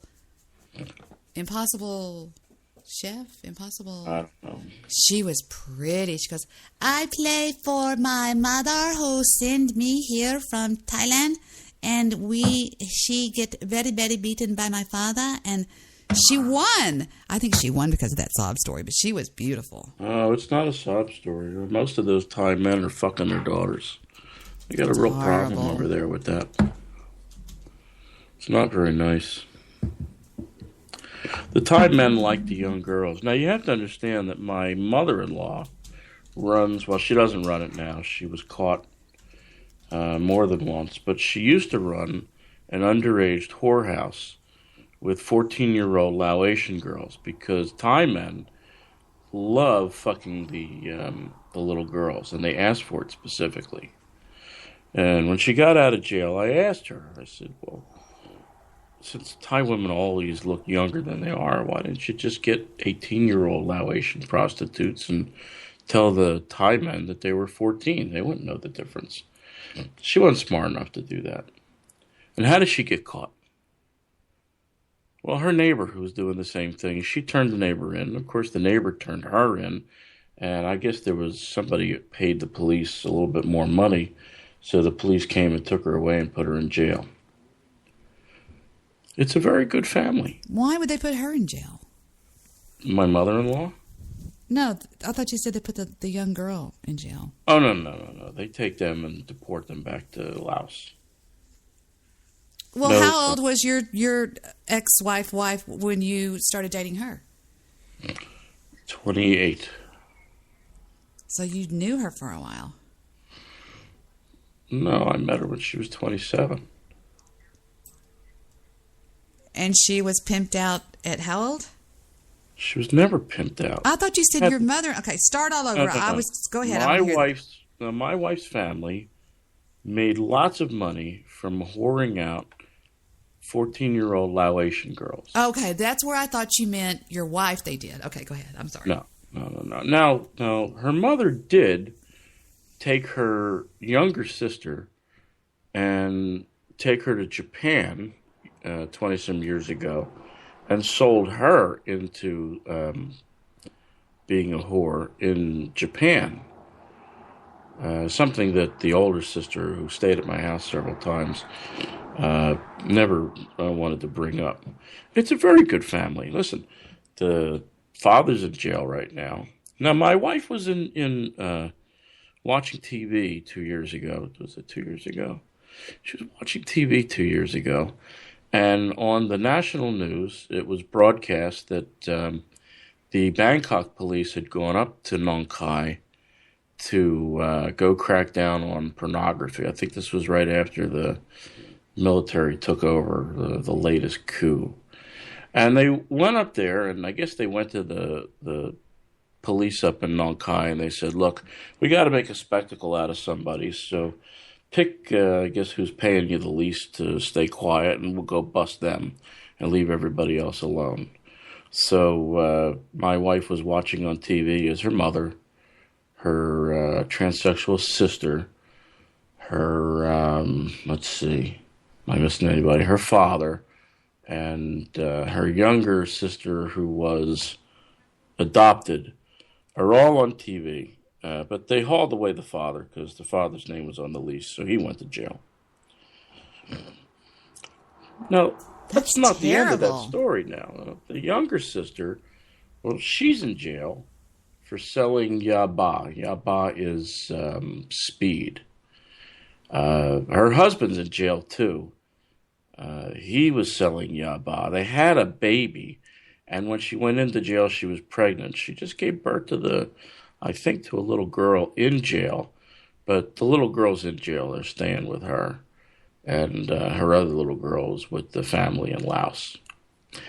Very interesting side of the family, wouldn't you say?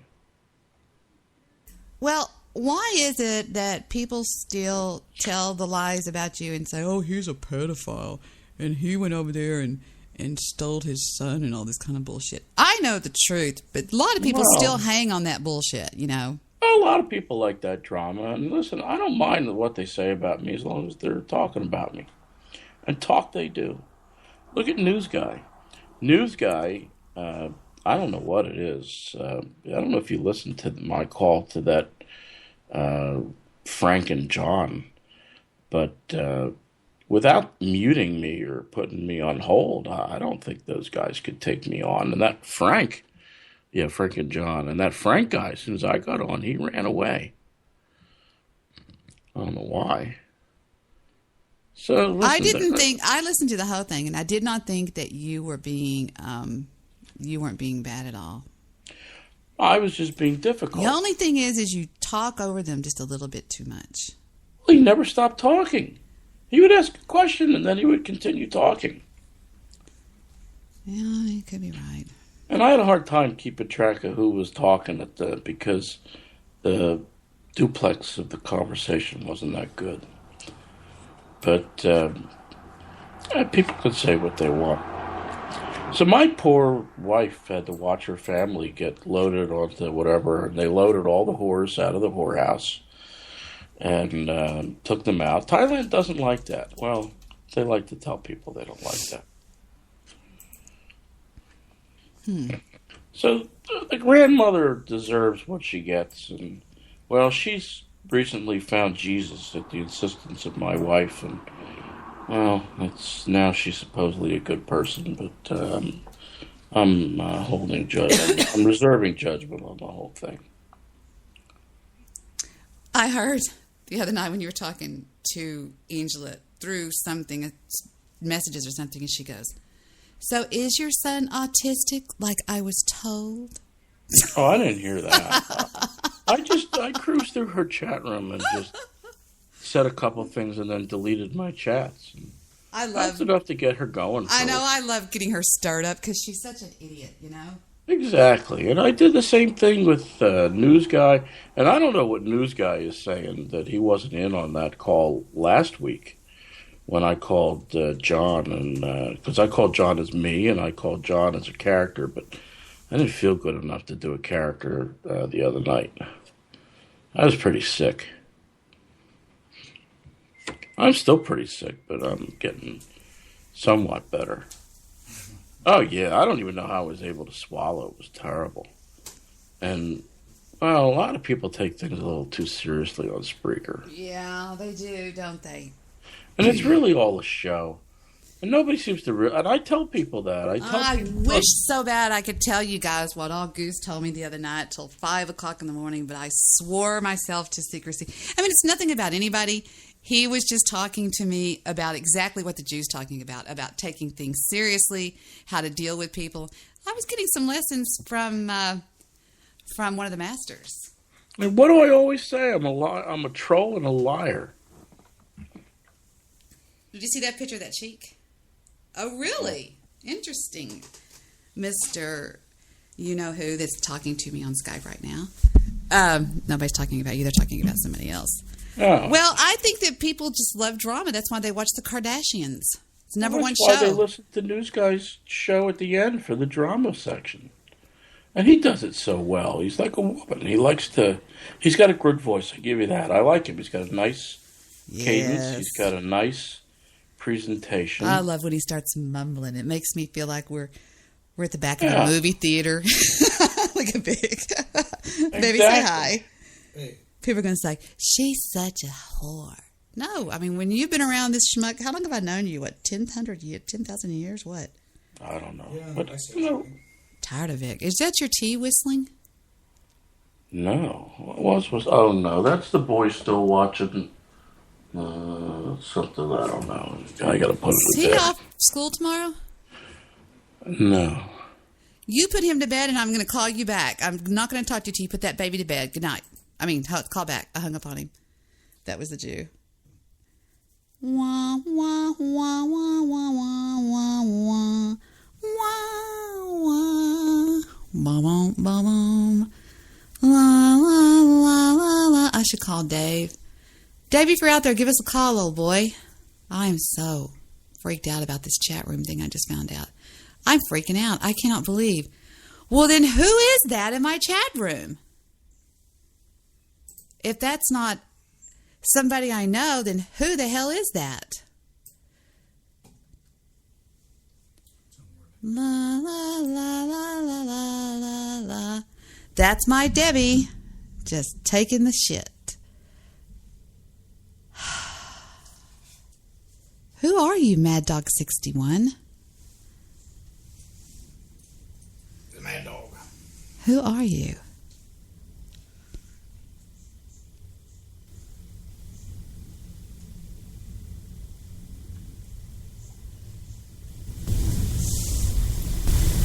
So I am just amazed that that's not him. I thought it was somebody else. I'm freaked out now. I don't know who you are. Welcome, Mr. White, Apocalypse, the News Guy, Barco, One Angry Jew, the adorable, beautiful, talented, sweet, and perfect Reds. Did I mention the One Angry Jew? Mad Dog 61. We have Goofy Bone. We have Snoozy, Snooze Guy. No, I'm joking. Snooze Guy's not bad. I'm tired. But look at this. It's 10:41 and I'm almost done. I got to tell the Snooze Girl. I'm going to tell Floovies that we're going to go on earlier if he wants to go on earlier. So there, now that one big part of your drama scene is over with me and the Jew, I guess. I don't know. Who are you, Mad Dog 61? Is it you? No. No, I don't know who it is. I just drink Mad Dog. Mad Dog 2020? Mm-hmm. What does 2020 mean with Mad Dog? That's when I started out with. Are you serious? Hell, I don't know. Oh, man, I'm so tired. I don't know why I'm so tired. Maybe it was the trick-or-treating little escapades. Maybe it was listening to Annette talk all night. What do you think? No? No. So why are you back in here? What do you want? I was going to ask you. What are you going to ask me? Not on there. Not on the air? Ooh, dear, this could be good. Hey, Oro! Oro? Oro? Oro? Oro always goes, Debbie. He's such an asshole. I love the piss out of Oro Shango. Oro Shango is one of the top 5, babies. He's in the top 5. Top 5. Guess who's coming back to this broadcast, bitch? Guess who's coming back? I'll give you a hint. He plays the guitar and pisses me off. And he sings, what a beautiful mansion he built you.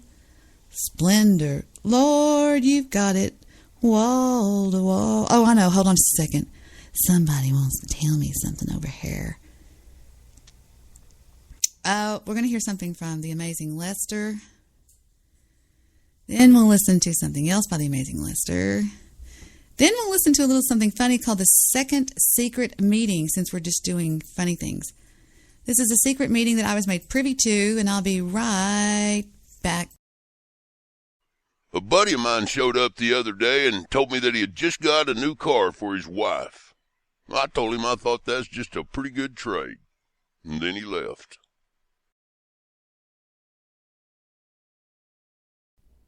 I want to show y'all something funny about that. I was on the phone one night with Lester, and I said, you know that drop you did about... Why does it say tampon, though? No, excuse me. A new car for his wife. I said, it sounds like you didn't know how to end it, so you just said, and then he left. Because it sounds like you should have ended it before you said, and then he left. Listen to it again. It's really funny. A buddy of mine showed up the other day and told me that he had just got a new car for his wife. I told him I thought that's just a pretty good trade. Now, I think that's where he should have left it. But then he says... And then he left.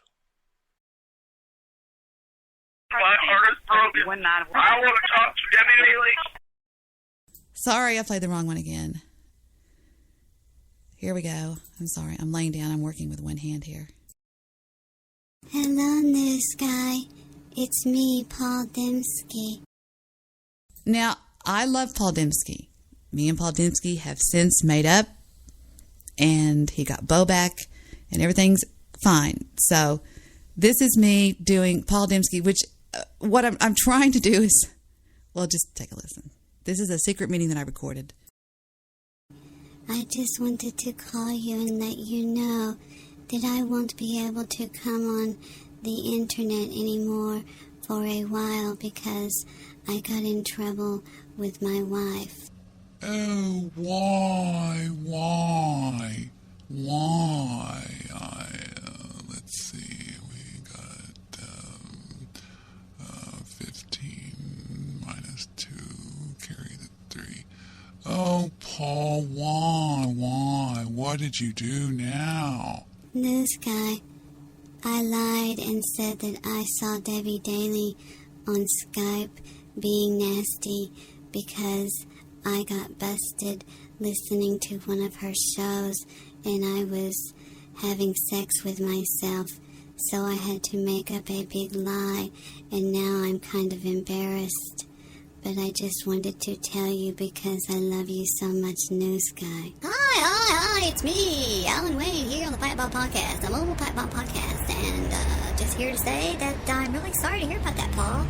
And you should be like me, just do your recordings in your car, that way your wife won't hear it. Do that, Paul, that works every time for me. Well, I would do that, Wayne. I mean, Alan, but I'm only allowed to drive my car on Tuesdays between 2:15 and 3:20 in the afternoon because my wife doesn't allow me to drive. She does not trust me. She is afraid I will listen to Debbie Daly in the car, but I appreciate the advice. Okay, well, I'm not real good with advice. I live at home, like, with my mom, you know, and, but here's what I do. I'm really a small guy. My name is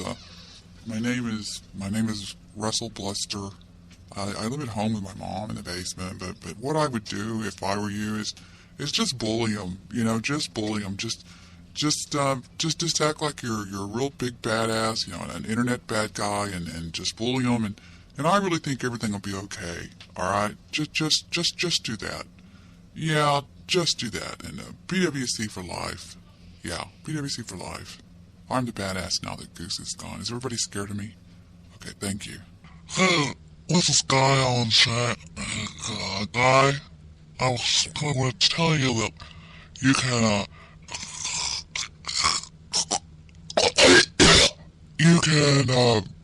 what you can do is just make clips of their show, clip their show, get their show, clip their show, and clip it. Clip the show. Now do that, clip the show, play the clips, just clip the show. This is Guy Allen Shea. I'm a DJ bad guy. I'm a bad guy. I have grandchildren. I'm old man. Clip the show. Just do that. DJ bad guy. Bad guy, mean guy. Clip the show. Do that. Okay, I just wanted to say thank you to everybody for all of your advice, but I'm sure I won't be able to do any of it because my wife won't let me, because I lied too much about Debbie. And I'm so sorry I did that. I hope the news guy does not hate me. Please click like on the button below if you are at the news guy show, because I am his #1 fan. I love you, news guy, and if you don't hear from me, don't worry. I will always love you. Goodbye, news guy. Oops, I was doing something else. Victor was looking for something for me, and I thought I found it. What a beautiful mansion he built you. Splendor. Lord, you've got it. Wall to wall. Ghost cube. I don't know. He was looking for something. I don't know where it is. Let me take one look and see if this is it. 408, you're on the horn. 408, you're on the horn. I don't see it. I don't know. Well, anyway, I'll play it for you anyway. This is Zeki, a guy that I know really well. He lives over in Britain. And he's calling into the ghost show, and it goes a little something like this. It's pretty lousy.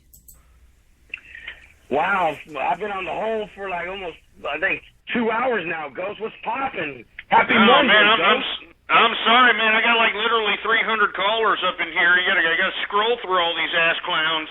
I mean, some of these people, believe it or not, some of these people actually call up like 30 minutes ahead of time. They're out there actually on hold on the switchboard, just chilling. I wanted to talk about, you know, this loyalty on these trolls. I'm going to tell you right now. You think you're buddies with all these troll buddies in the chat room, you troll fucks? These fools will turn their back on you with an instant. There's no loyalty here in Anonymous or whatever organization you guys want to claim you guys are in. You know. Now, this is what Goofy's little game plan was, and I can prove it. I'm not just running my mouth. He was trying to get the trolls to his show because he had 0 listeners. And a few of them would come sometimes, but not very many of them. But he had really no listeners at his show. So he's in there cussing them, oh, these trolls are pieces of shit, and he's trying to get them over to his show. You see what I'm saying? It's very easy to figure out.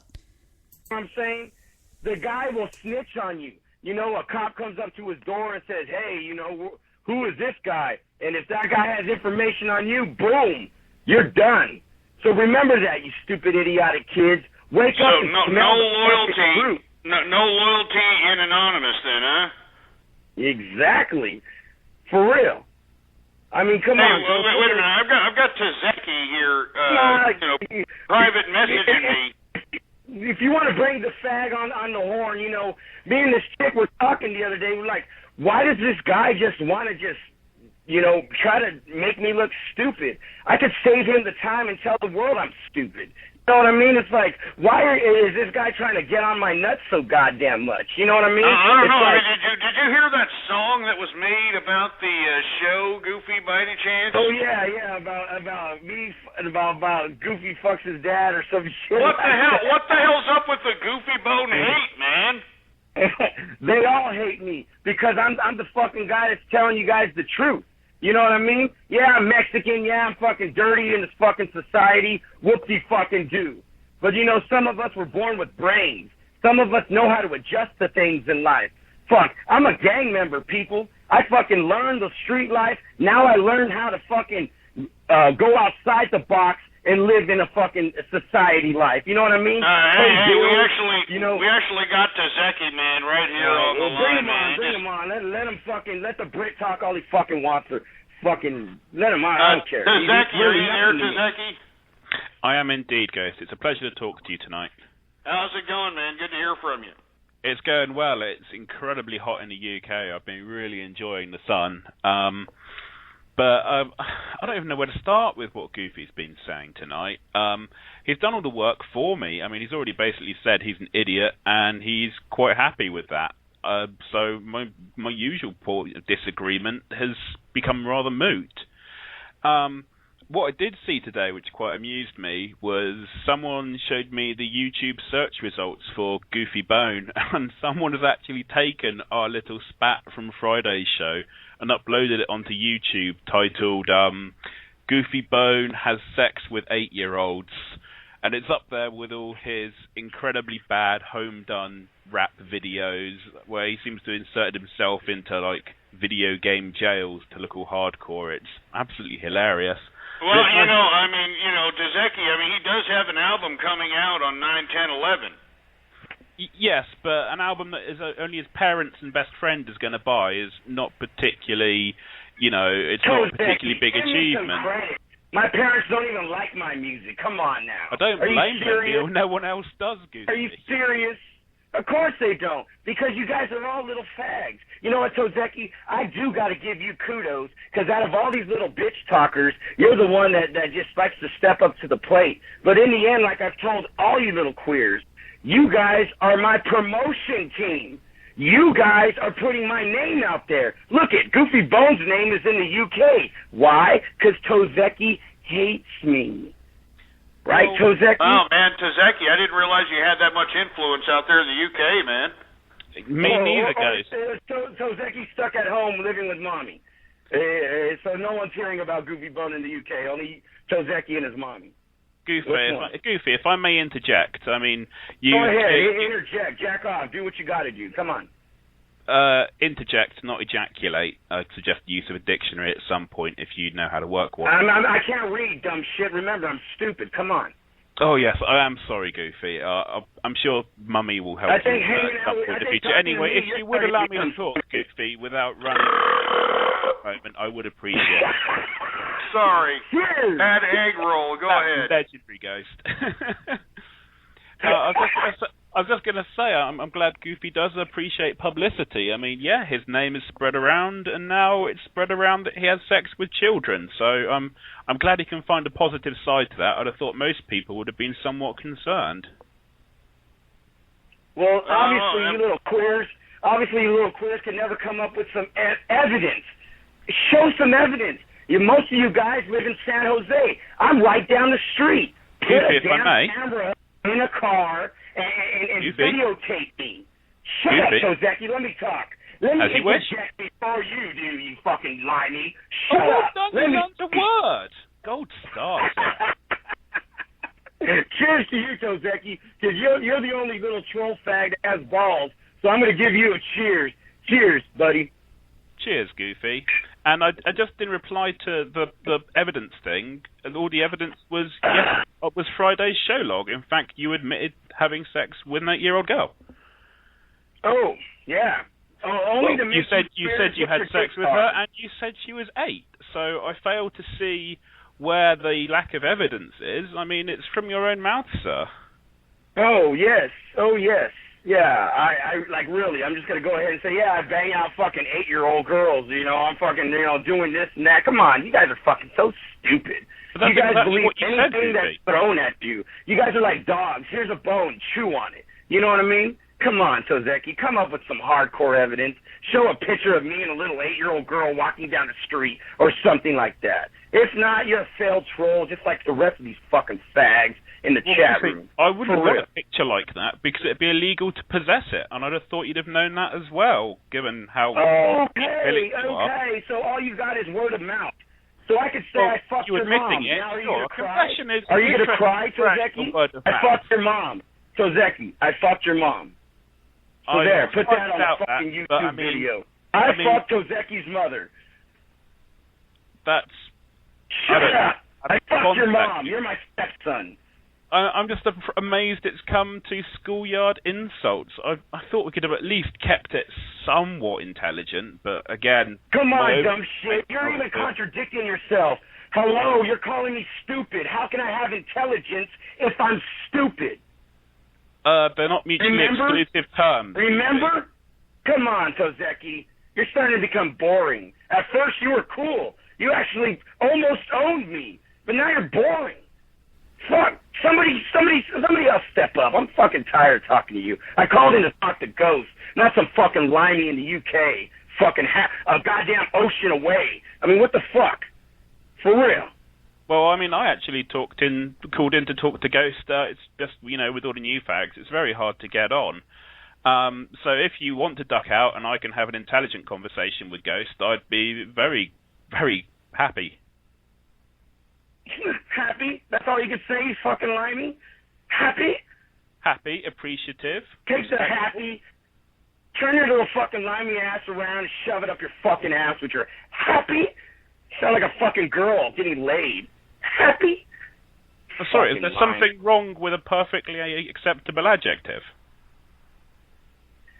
So, Zeki, you're not even in America. Why the fuck are you even comparing fucking, words?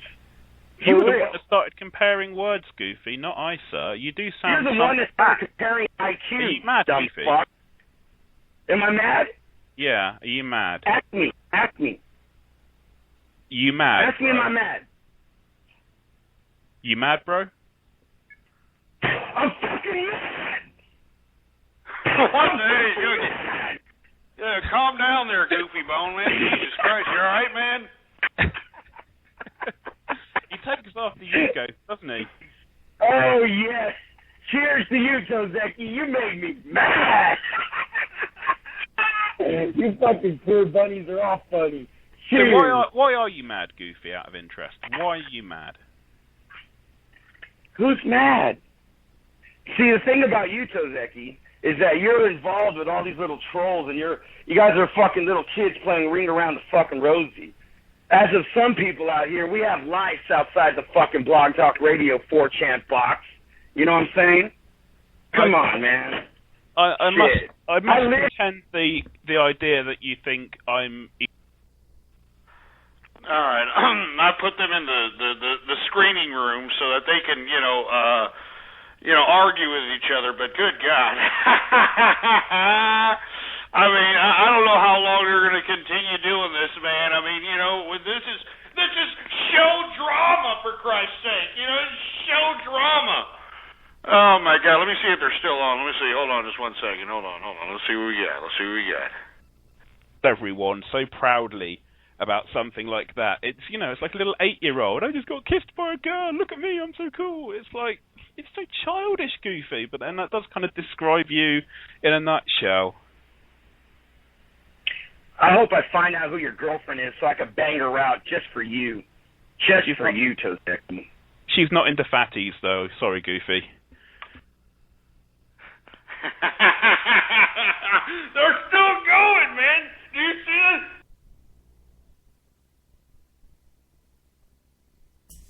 And I just accidentally ran upon that when I was looking for something else that I can't find on Dark Razor Z's channel. Anyway. Goofy Bone is an angry pedo. Well, we might as well make it a hat trick. Wait a minute. I'm looking for something in particular. I don't know.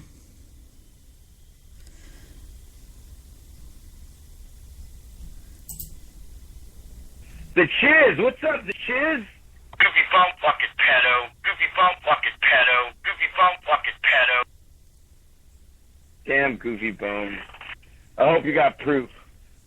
Anonymous, I can't read that part. What's up?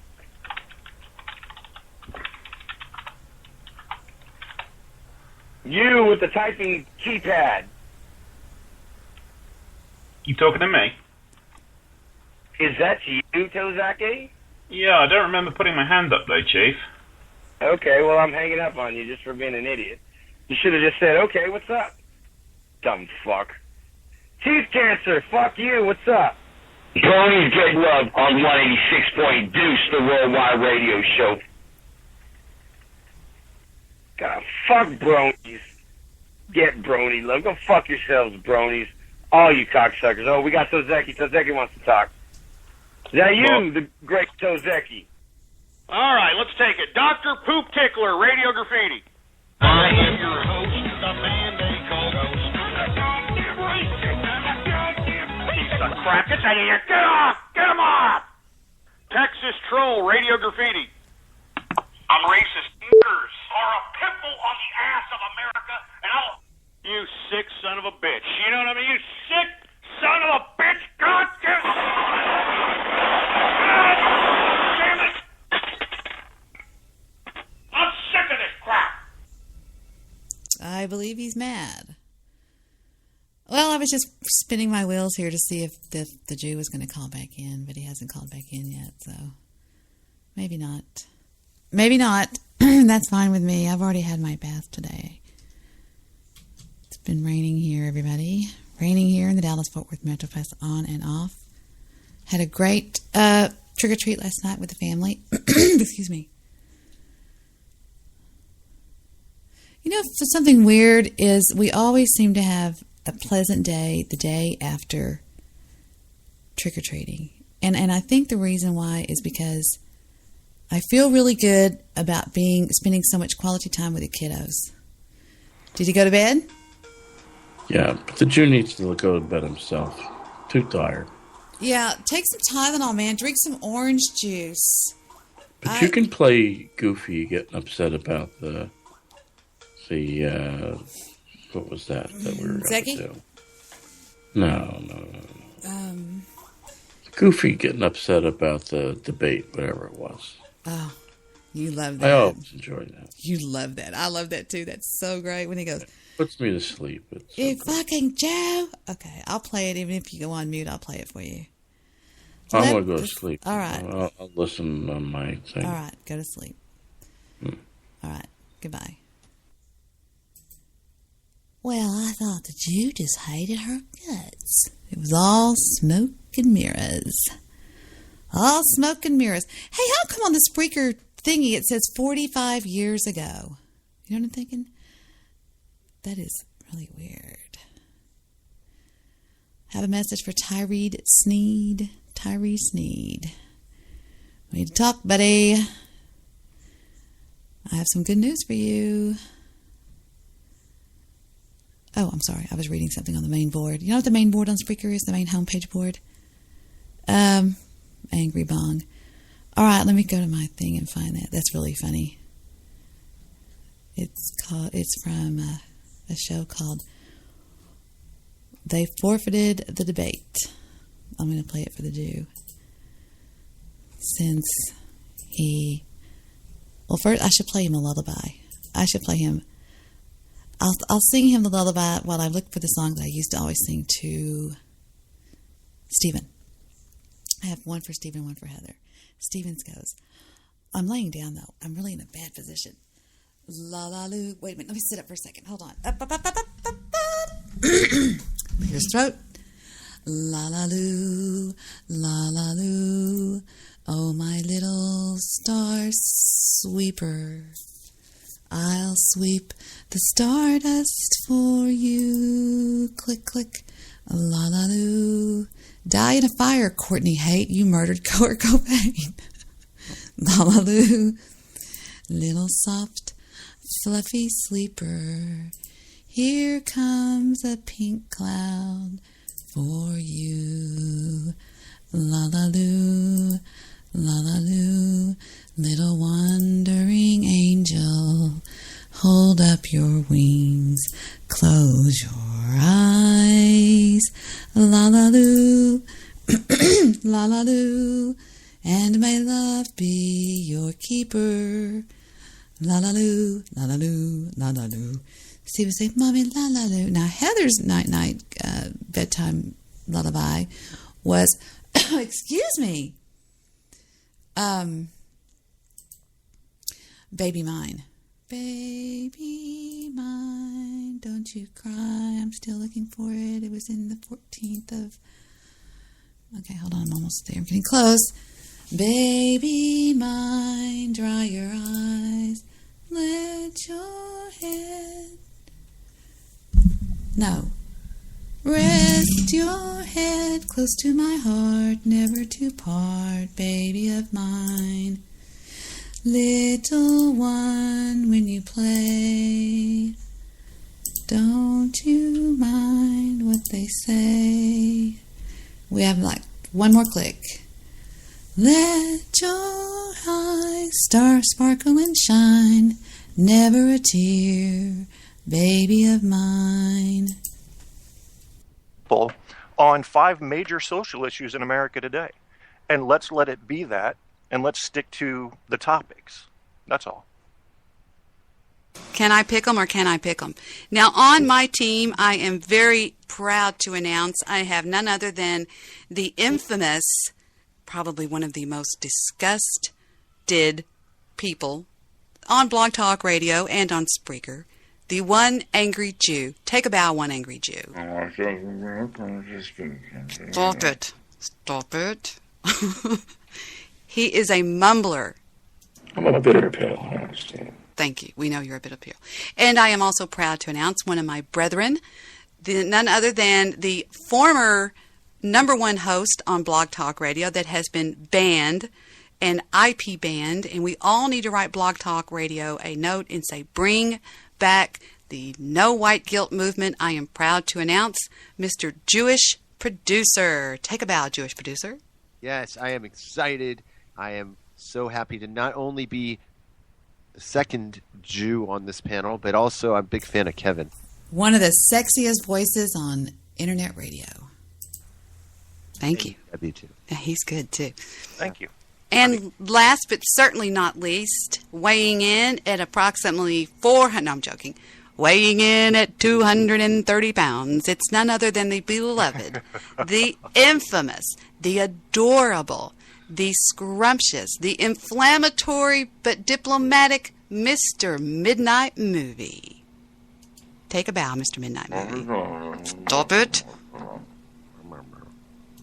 Where is Mr. Midnight Movie? 8:45. And he was gone. He'd had a heart attack, I think. He was here earlier. Eating a burger. Thank you very much. Eating a burger. He goes for eating a burger. Well, he is here. He is here. He's just not here right now. So he will be here. He'll be back. He's on the phone call. So he's here with us. He's squeezing a poo. Now, what I understand is we are going up against Goofy Bone, Mr. Solution, and somebody named Mekazawa. And that's all I know. So I don't know how we're going to do. Are we supposed to call into their show, or what are we supposed to do? Are we going to call in? Since they're not here, I think they've already forfeited. Well, let me reset the page one more time on Goofy Bone. Let me reset the page. Saturday night's main event, the debate. Yeah, there he is. So I suppose I call over there, correct? If that'll all work technologically, I say give it a go. Sounds good to me. I thought they were calling in. No, I think they were. I think they haven't. They forfeit already. Quit dreaming. Okay, let's see. 5, 6, 7, 3, 1, 4, 6, 3, 6, 6, and then I have to go 6, 4, 6, 5, 9, 5, 4, 1, 3, 6. I'm already tired from doing that. All right, let's call in. Let's see what they're saying over there. I want you to return you to your regularly scheduled program. I want you to imagine you're a young little Jew running through the streets of southern Israel. Your mother's got lentils cooking on the stove. Father is coming. Look, I see Father pulling his he's in his wagon, pulled by his horse. He has his beard and his hat on. You've just come home from Jew school that day, and you have some happy news for Dad. Boy, just wait till Dad sees my report card. He's going to be so happy. And I kissed little Rachel today. I did. I gave her a kiss. Dad's going to love that. You're getting sleepy. Don't worry that you have strep throat and it could kill you in the middle of the night. Jonathan will get a ride to school. And don't worry that I still think you're an absolute complete asshole. I love you. I think Vic's an asshole too. But when you're that vested in a situation like that, never mind. You're getting sleepy, you're concentrating on your breathing, even though you probably can't breathe. It's okay. Never mind that your throat is pasted with Lichen's disease. I'll be all right. Here we go. Thank you for joining us. I don't really give a shit either way. Her value means less than a leprechaun's dick to me, to be honest with you. But you know, it's just one of those things. Well, I don't hate Debbie. I want to make that clear. Here they go. They're already winding up. Mekazawa was already saying, "Oh, Goofy Bone, I can't stand Debbie Daly." All right, let's add this people. I told you, Mekazawa hates me, Kevin, so it's going to be tough, but whatever. All right, let me see. 5, 6, 7. I need to get a fly swatter out here and just get ready for this. 3, 1, 4, 6, 3, 6, 6. I have no idea why the man hates me, but the man hates me, so all right. I just added them to the call. Jew, please, I'm begging you, stop doing that. Okay, here we Thank go. you for calling the Worldwide Radio Show conference line, 186.deuce. This service is provided by freeconferencepro.com. Please enter your passcode followed by the pound sign.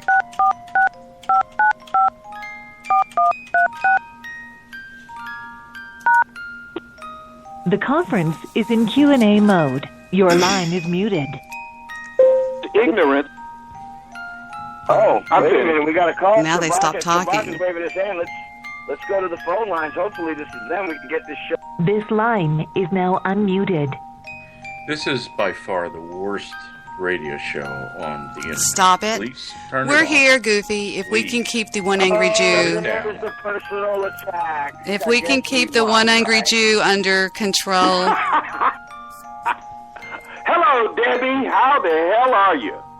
If I were any better, I'd be twins. He's been drinking. There you go. So here we are. Okay, are we ready, Debbie? We're ready to this very congenial and informative debate on the road. What's the delay? Not so fast there, Mr. Solution. You need some explaining to do. Let's hear some explanations of what is being debated and how it's being debated and who's taking which side. Okay, Goofy, you just did an excellent job at explaining everything. If you want, I'll go if you don't. Okay, what happened is that over a protracted period of time, 3M would always huddle with Debbie and whomever, and they would discuss race. And of course, Debbie and I had a harangue regarding her favoring 3M. She lost Steve, and of course, I guess she needs 3M to help her out. So she expresses extreme. Okay, now hang on. Stop. favoritism This is already starting. She lost Steve, and she favors 3M. You asked me a question, Debbie. I'm explaining to. He's already starting it, Kevin, the way he's talking about me. All he asked you was what was the debate about. You don't need to talk about your little point. Let me lay down the law here, Debbie. No kidding. To Goofy Bones team, the personal attacks need to be kept out of it, including your opinions about who sucks or who quit. This is a debate about 5 major social issues in America today, and that's what we're going to confine it to. If you want to have a slap fest, we'll do that on a different show. So let's stick to the facts. Caller, identify yourself. Yeah, who are you? I am Kevin Kierstead, the moderator, and I'm bringing a law up in this town tonight. Well, what happened to the other moderator that was supposed to be here? That person's dead. What are you talking about, Ruthie? Goofy, are you asking? And what are the other 3 issues? We were only aware of 2. That was race, so-called race, and also sexuality, male-female sexuality. What are the other 3 items that are to be discussed, Kevin? I'm going off of a tweet I got from Jewish producer. Is this not accurate?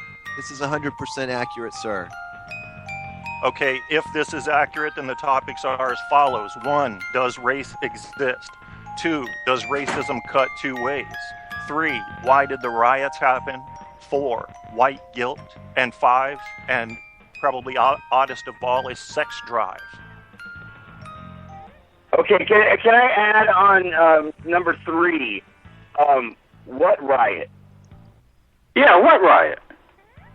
I believe what that riot? would be. What I riot are you believe that would referring be. You're Hold gonna on, I'm lose. sorry. I believe that would be witch riots. That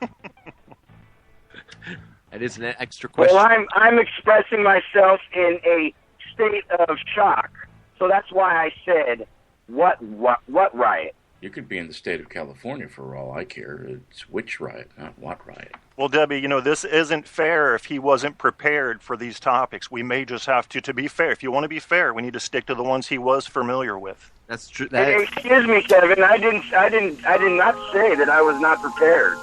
Are you choosing to debate? Well, on July 30th on Goofy Bones Show, Mr. Solution challenged us to a debate, and he said that he wanted to debate us on male sexuality versus female sex drive and racism. That's all he said. Now, okay. Is Goofy choosing to debate? I'm sorry, Kevin, I'm speaking to you. This is Mr. Solution. Just for the record, what Debbie just said is incorrect. What happened? Would you like for me to play the audio? Would you like for me to play the audio? Brian picked. Would you like for me to play the audio? Would you like for me to play the audio? Aware of. to be discussed. Would you like for me to play the audio? I thought we were being professionals. When someone's talking, nobody else talks. I'm prepared for lying this evening, so I come prepared with audio to back up anything I say, Goofy. Well, when your turn is your turn, then you could press all your little buttons for all your audio that you need. So, Kevin, are you ready to start this debate? You know, you're not going to hear from me as long as everybody sticks to the rules. That's really how it goes. So if you guys aren't prepared for 3 of the 5 topics, then we need to establish that now before the debate begins. Well, first off, we need to establish. Hold on, one angry Jew. What we need to establish is, what is your job?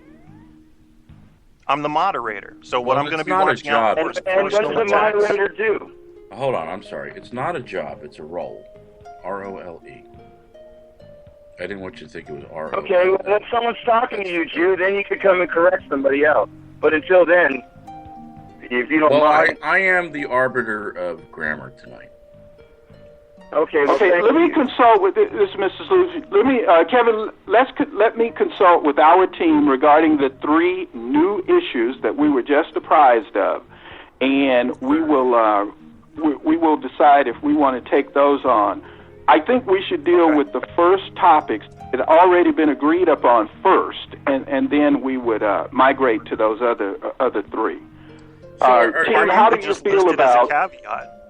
The caveat would be that you guys may not be fully prepared because you were not given adequate notice for the last 3. That way you can still debate it, but you'll have the essential handicap that you need. Well, we're not handicapped. It's just a matter of fairness, Kevin, and we're saying, because, see, we prepared, and I know I prepared, and I think it's true of my team, we prepared for the major issues that were selected. We gave them the opportunity to select the issues. 3M, is he going to be called Mr. Midnight Movie? Mr. Midnight Movie selected these 2 items, race and human sexuality. And that's what I apprised my team of, and that's what we would like to debate first. Well, you know is that okay, team? Solutions. I want to make it clear right now, regardless of any topic that they have to throw extra on the plate, we're going to debate it. We did not come here just to have Kevin say, if we're not ready, then maybe we'll debate some other time. No. We're going to do it right now.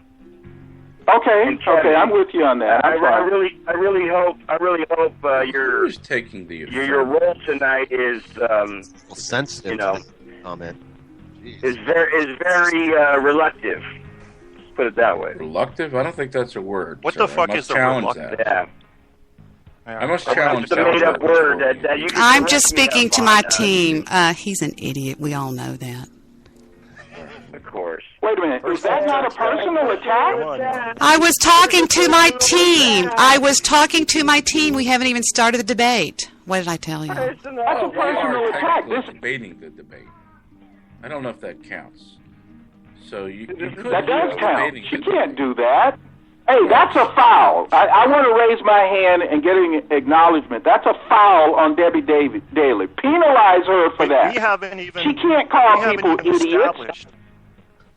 We haven't even established the total rules for this debate, so there are no fouls yet until the debate starts. Now, is it going to be the case? That 3 strikes you're out for personal attacks? When are you going to get in your role, Kevin, and start issuing what we need to do so we can get this debate going? I don't even know who made you moderator. Finished defining it yet. We haven't even finished defining the rules under which we're going to play this game tonight. And you're trying to call fouls. Yelling okay, go ahead, Kevin. Let me set that up right up front. That Bill O'Reilly shit is not going to work here. You either know your shit or you don't. You'll win or lose the debate based on the audience's response to what you have to say. It raised my blood pressure a little bit. Might work a little bit. So how I'm fighting with the issues. Let's do it. Well, I have asked the question several times. Who's taking which side? Please notice I didn't say what side. Yeah, but where is he? He needs to be here. These are his subjects. Well, I think he may be. Now, I want to speak to them, but he's the one that selected these subjects. Has he finished in the bathroom yet? well, we're not sure. He also you better check on him. He may have, you better check on him. Out and we may need to call an ambulance. However, I've asked, who is taking the affirmative in these issues? I haven't even heard that yet.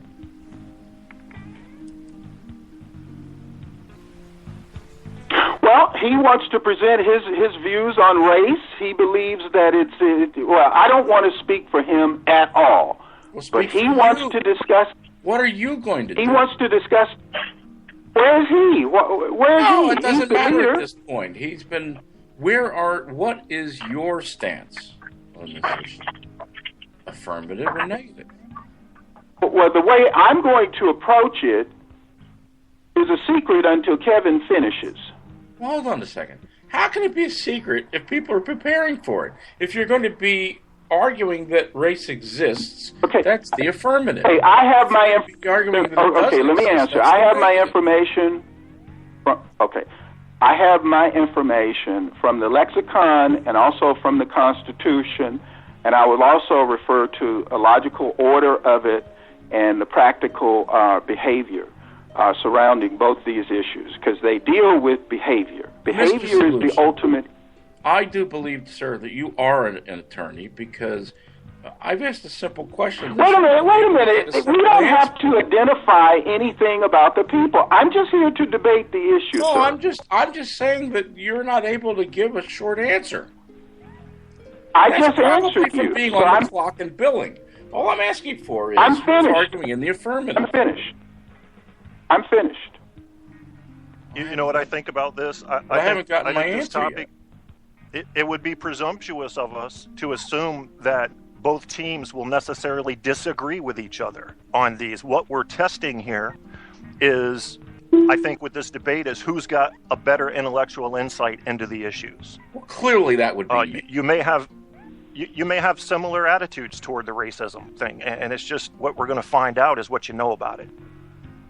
Well, I didn't think this was a spelling bee or some kind of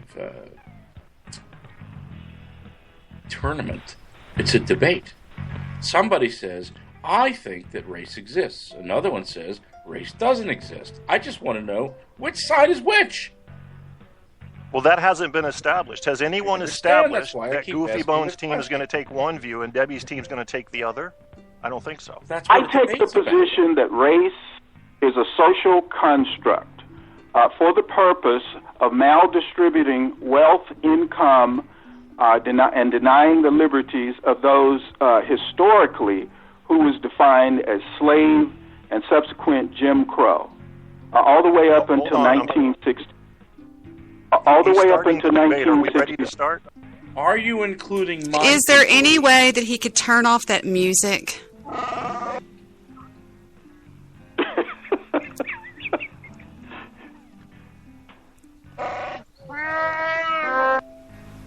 Can anybody hear me? Yeah, Thank there you. go. The music's off. Oh, that is so. It's from a porn where a mother screws his daughter. Her son or something like that. It's horrible. Anyway. That's very popular. No, I'm ready. Go right ahead. I'm ready when you are. Let's go ahead and talk about what Mr. Solution was talking about. Go ahead, Mr. Solution. Go ahead. Music. Absolutely. Okay, what I would like to commence with, if everyone can hear me, is that affirmative? Indeed it is. Go ahead. Well, if somebody didn't hear you, sir, how could they tell you it's affirmative or negative?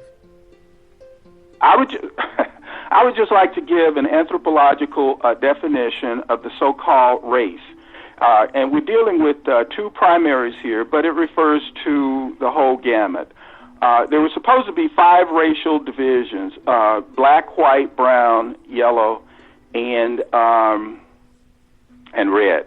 And, of course, what it says here anthropologically is no longer in technical use. That's what it opens with. Of, pertaining to, or characteristic of one of the traditional racial divisions of humankind, generally marked by brown to black skin pigmentation, dark eyes, and tightly curled hair, and including especially the indigenous peoples of Africa, south of the Sahara. Now, that is supposed to be the definition of Negro. And if you heard me clearly, and I hope you did, now I'm about to read the definition, the anthropological definition of Caucasian, of pertaining to, May I and it ask also you, says... May I give a request while you're giving these definitions? Could you tell us what the definition is of prior to giving us what the definition? Excuse me, what is the moderator? Aren't you supposed to correct somebody for jumping in? Are you wringing your hands while you're doing that? Please stop. Mr. Solutions, You know if you're what, going to give a goddammit, definition... you know what, I tried with this fucking honky-donkey... This line is now muted. I don't even want to deal with these... He just hung up on us, or he put us on mute. Yeah. You remember when Mike Tyson bit Evander Holyfield's ear off? Uh-huh. I think we just got our ear bit off. Yeah, no, see, that's your He best. wanted out of the that's fight. your best outcome right there. I agree. Plus, let's give him a chance to call back. No. You wait for him, because what he's done is he has given up. He has thrown in the towel. Goofy deals with a lot of anger. He's got a lot of... We win, and I just wanted Mr. Solution, instead of giving a definition and then telling us that was the definition of, I would like him to say, here is the definition of Negro. That would have been helpful. Well, his complaint was that you interrupted him, though. That's what we have to establish. Are we We allowed now to return just you to your have regularly interruptions? scheduled Because then we don't program. have order. 186.2. Already in progress. It was a And grandpas can't even fucking get their shit right! And you talk about us being fucking delinquents! Stupid fucking one angry Jew can't shut his fucking goddamn fucking mouth! Stupid Jimmy's over there getting the stupid fucking moderator that's fucking acting like a stupid retarded dumb I could light that a doesn't even cigarette know up. his goddamn job! I'm not dealing with this shit! This is Saturday night's main event! I'm ready to make a finish! Not a fucking Jew! I think his class is showing. Go a fucking chomp, Chewbacca! And make a... He's talking to an MP3. He's talking to his right hand. Oh, I nearly passed out on that. That was... God, that was great. You know, this is what I'm here for. Oh, my God. Oh, I have to take my glasses off. I always provide. Oh, man. There are people that think that being loud and using rage will win a debate. You know? Yeah, people from... I'm the king of the monotone. Well, not That was funny. Oh. A little longer than I thought it would go. I'm sorry. I just wanted to see what was going on over there. Let me check again since they haven't picked back up. Smoking their brains out. Once they give it okay, now back to the block. I give all my runners a whop until they come back my guap.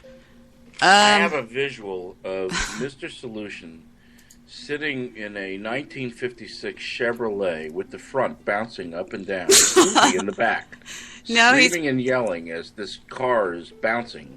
He's probably thinking, what the hell did I do? Right. Why am I sitting in this bouncing car? Exactly. Oh, sitting in the back. Okay. I get it. So, that was my visual. Oh, no. Well, right now, me and Jewish Producer are a little bit concerned about Mr. Midnight Movie. We're trying to get a really bad emergency, or he just got a case of the butterflies and bailed, but he just disappeared, right? I've never seen Mr. Midnight Movie do this before. Not me either. That's a first. Something must have happened. Do you know He missed great fun. Do you know his dad's number or any number to a house or anything? Or all I have is his cell. Nobody's in. Nobody's picking up right now. I don't know what. It's a very difficult thing. I had this happen to a friend of mine who I was talking to and then just disappeared. He was on Skype. I was talking and looking at him, and then all of a sudden there was nobody there. I thought he was passed out. I sent 13 cops to his place. Oh, shit. Oh, my God. Let's don't do that. Yeah, right? Now I'm really worried that maybe something like that happened to Mr. Midnight Movie. Wow, that's kind of scary. I hope he didn't have a stroke or something. I was watching the cops on Skype walk in there, and I hope he didn't get swatted or something, like right at time. Well, you know, the worst part of it was that I told them that this was a 43-year-old man, 6 foot tall, large man. Yeah. They got to this place and they were looking for a 76-year-old lady who had passed out and maybe died. And so they went to him and said, start knocking on the door. We're looking for, and they made him, they wanted to see that there was no 76-year-old lady in the place. Meanwhile, it was for him.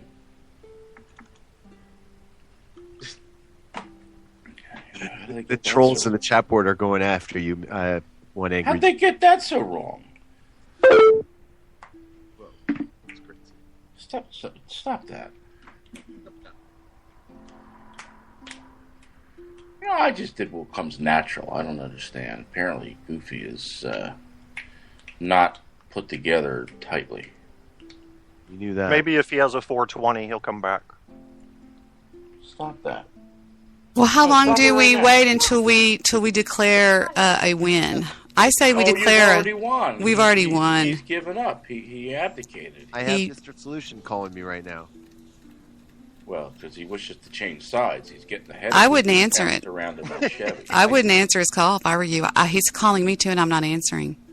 He's getting a headache from bouncing around in that Chevy. He wants out. The Chevy stopped bouncing. That was his.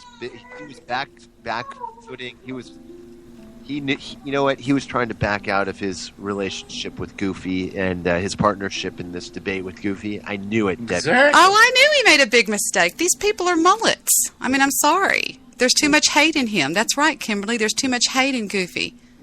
He is a hate machine. Solution went. You'll be seen as the bigger person now if you give him a chance to come and do the debate still. Well, we've been waiting for we've been waiting 14 minutes now, but that's fine. Whatever.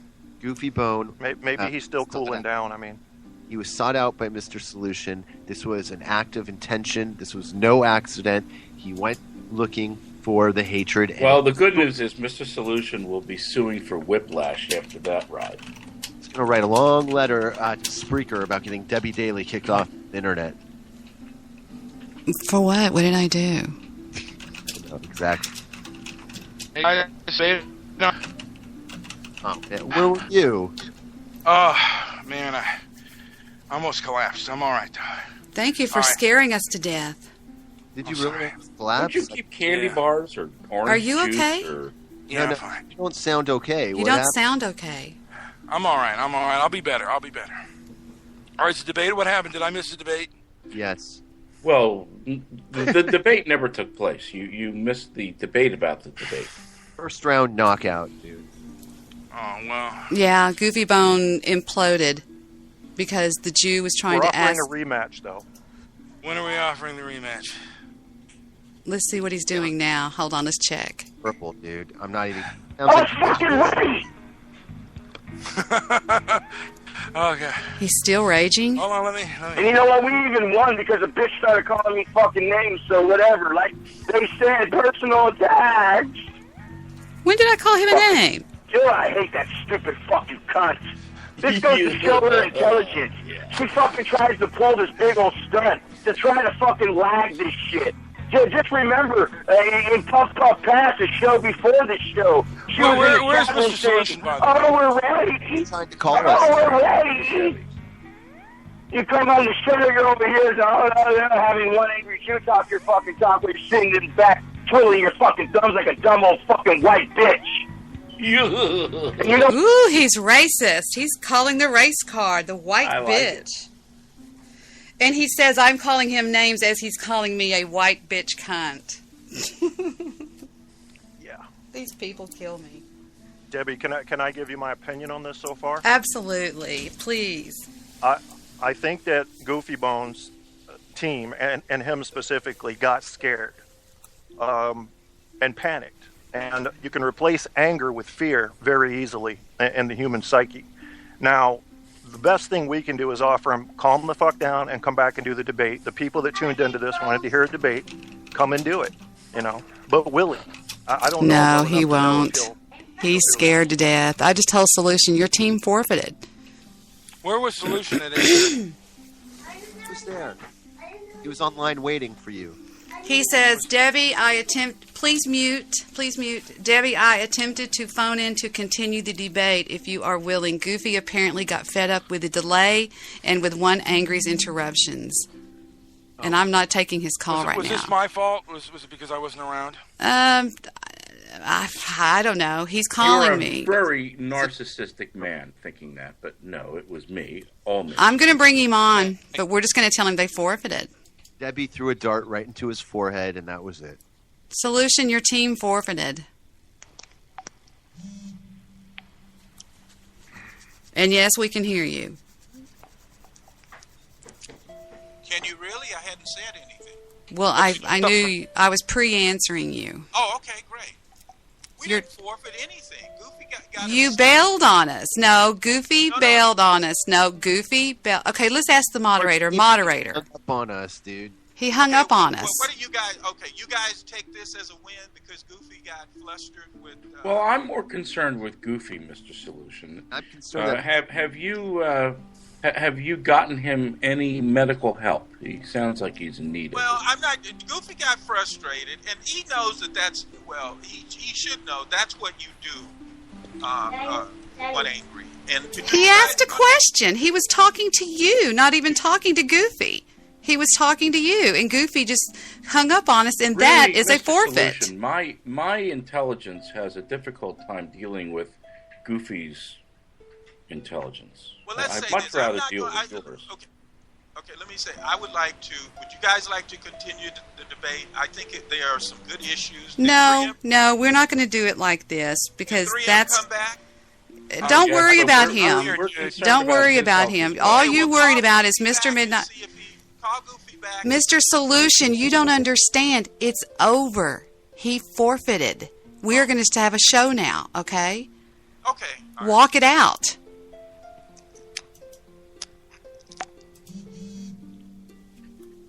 Choose better teammates next time. Yeah. Jesus Christ. All he's asked all night is, where's Mr. Midnight Movie? Where's Mr. Midnight Movie? Where's Mr. Midnight Movie? Because he wants a piece of Mr. Midnight Movie. That's all it is. I mean, I'm just saying. Solution or Goofy? Solution. Goofy imploded and hung up on. He hung up on us. I got sick. Really? You got sick, or did you have a major pain? Well, I guess both. Are you able to breathe? Yeah, I'm able to breathe. So you didn't answer your phone. Are you not answering right now? Did you call me? I sure did. If you're not answering your phone, you need to maybe go off and I apologize. Yeah. I'm not. I think you're misreading me. I'm not mad. We love you. You are our little brother, and we love you. Me checking to see if you're all right. It's no big deal. Goofy imploded. We knew he would. Well, I'm surprised he lasted that long. All that happened. Would you like me to play it back? I recorded the whole thing. Sure enough. Let's play it back. No, simply it's just that Goofy imploded. Mr. Solution was talking about race, and he was giving the definitions of Negro and all this. And all that happened is the Jew chimed in and said, Mr. Solution, can you tell me, please, what is the definite? And then all of a sudden, Goofy just went. No. Goofy just imploded. Could you tell me what you're defining? Don't give me the definition, and then when you're done with the definition, say that was the definition of Negro. True. Now, I would have liked to have known what it was he was defining prior to telling me, or prior to giving me the definition. That's all. We're more concerned right now about our teammate, our brother over here, Mr. Midnight Movie, than we are anything. So, well, guys, you know what? I'm gonna I'm gonna call off right now. All right. I'm a little tired. So. Okay. Unless there's gonna be a debate. Take care of him, Jewish producer. Go get offline, dude. I hung up on him. Go talk to him. All right, man. Right, Debbie. I'm gonna go talk to him. All right, call back in. I hung up on both of them. I need him to go take care of Brian right now. I'm more concerned about Brian because he has got extreme diabetes. And if his blood pressure drops real low because of stress, he can go into a stroke real easily. And we're very concerned at this point. So, Mr. Jewish producer's with Brian right now trying to take care of him. I know everybody was concerned. I'm fine. Oh, I know you're fine, but I'm saying we were sincerely I got a very good laugh out of it. Well, I'm just telling everybody that we're very concerned right now about Mr. Midnight Movie. Never underestimate the importance of the monotone. The monotone is an unbelievable verbal weapon. I wonder if Goofy's still raging. It drove Goofy crazy. Let's see if he's raging still. Oh, I'm sure. Trying to play by the rules, trying to even get the topics of the debate out, and they couldn't shut their fucking mouths for 1 second just to let that out. But, you know, again, we're the bad guys. We're the bad. Well, you heard it first from them. They're the bad guys. Sorry. Well, Debbie, I think the right thing to do now is offer them a rematch. Give them some time to get their shit together, you know, a week or two, and offer them, you know, because people did come to this show to hear a debate. So they're disappointed. We have to address them. Right. What do we care about them for? Hush. Oh. I'm sorry. Be nice. We have problems. He's like a pit. He's like a pit bull, and you did great. I just fell sound I mean, asleep. shouts out and hats off to. It's just music. I think it's because I used to have this masseuse that I knew through the bridal shop. I owned 2 bridal shops. You can actually look these up if you want. I owned one called House of Brides, and I owned one called A Perfect Wedding, and Michelle's Bridal Informal. I actually owned 3. And there was a masseuse that came up there when I would do open houses or whatever, and he would just be there. You know, to give people massages. And since I let him come to my grand opening when I was in Plano on off Parker Road, he said, "Hey, if you'll let me come and pass out cards and meet the brides, I will give you 6 massages, full body massages." I said, "Great." He came over to the house, really nice guy, and he would play this music. This sounded just like this, and he was so good. He was wonderful. And I remember the kids would come in and go, "Mommy, can we have some ice cream?" And I'd be like, "Mm-hmm." You know, it was just so peaceful. It was free. And every time he came over, before he left, I would give him like $20, $30, something like that, to give him a tip or whatever. So I'm sure that the Jew is up in sweet Jew dreamland by now. And let it be known that, again, the war between the Jew and the Protestant, Catholic, Christian has again come to a peaceful conclusion, that he's an absolute asshole, and I allow him to be an asshole. So this is Debbie Daly signing off for the first of the new time, make note of the new time zone, a little bit earlier. I'm going to get to sleep maybe before midnight. How about that? I love you all. And shouts out to everybody in the chat room, whoever's not there and whoever's there. Good night, Joe Seeker, wherever you are.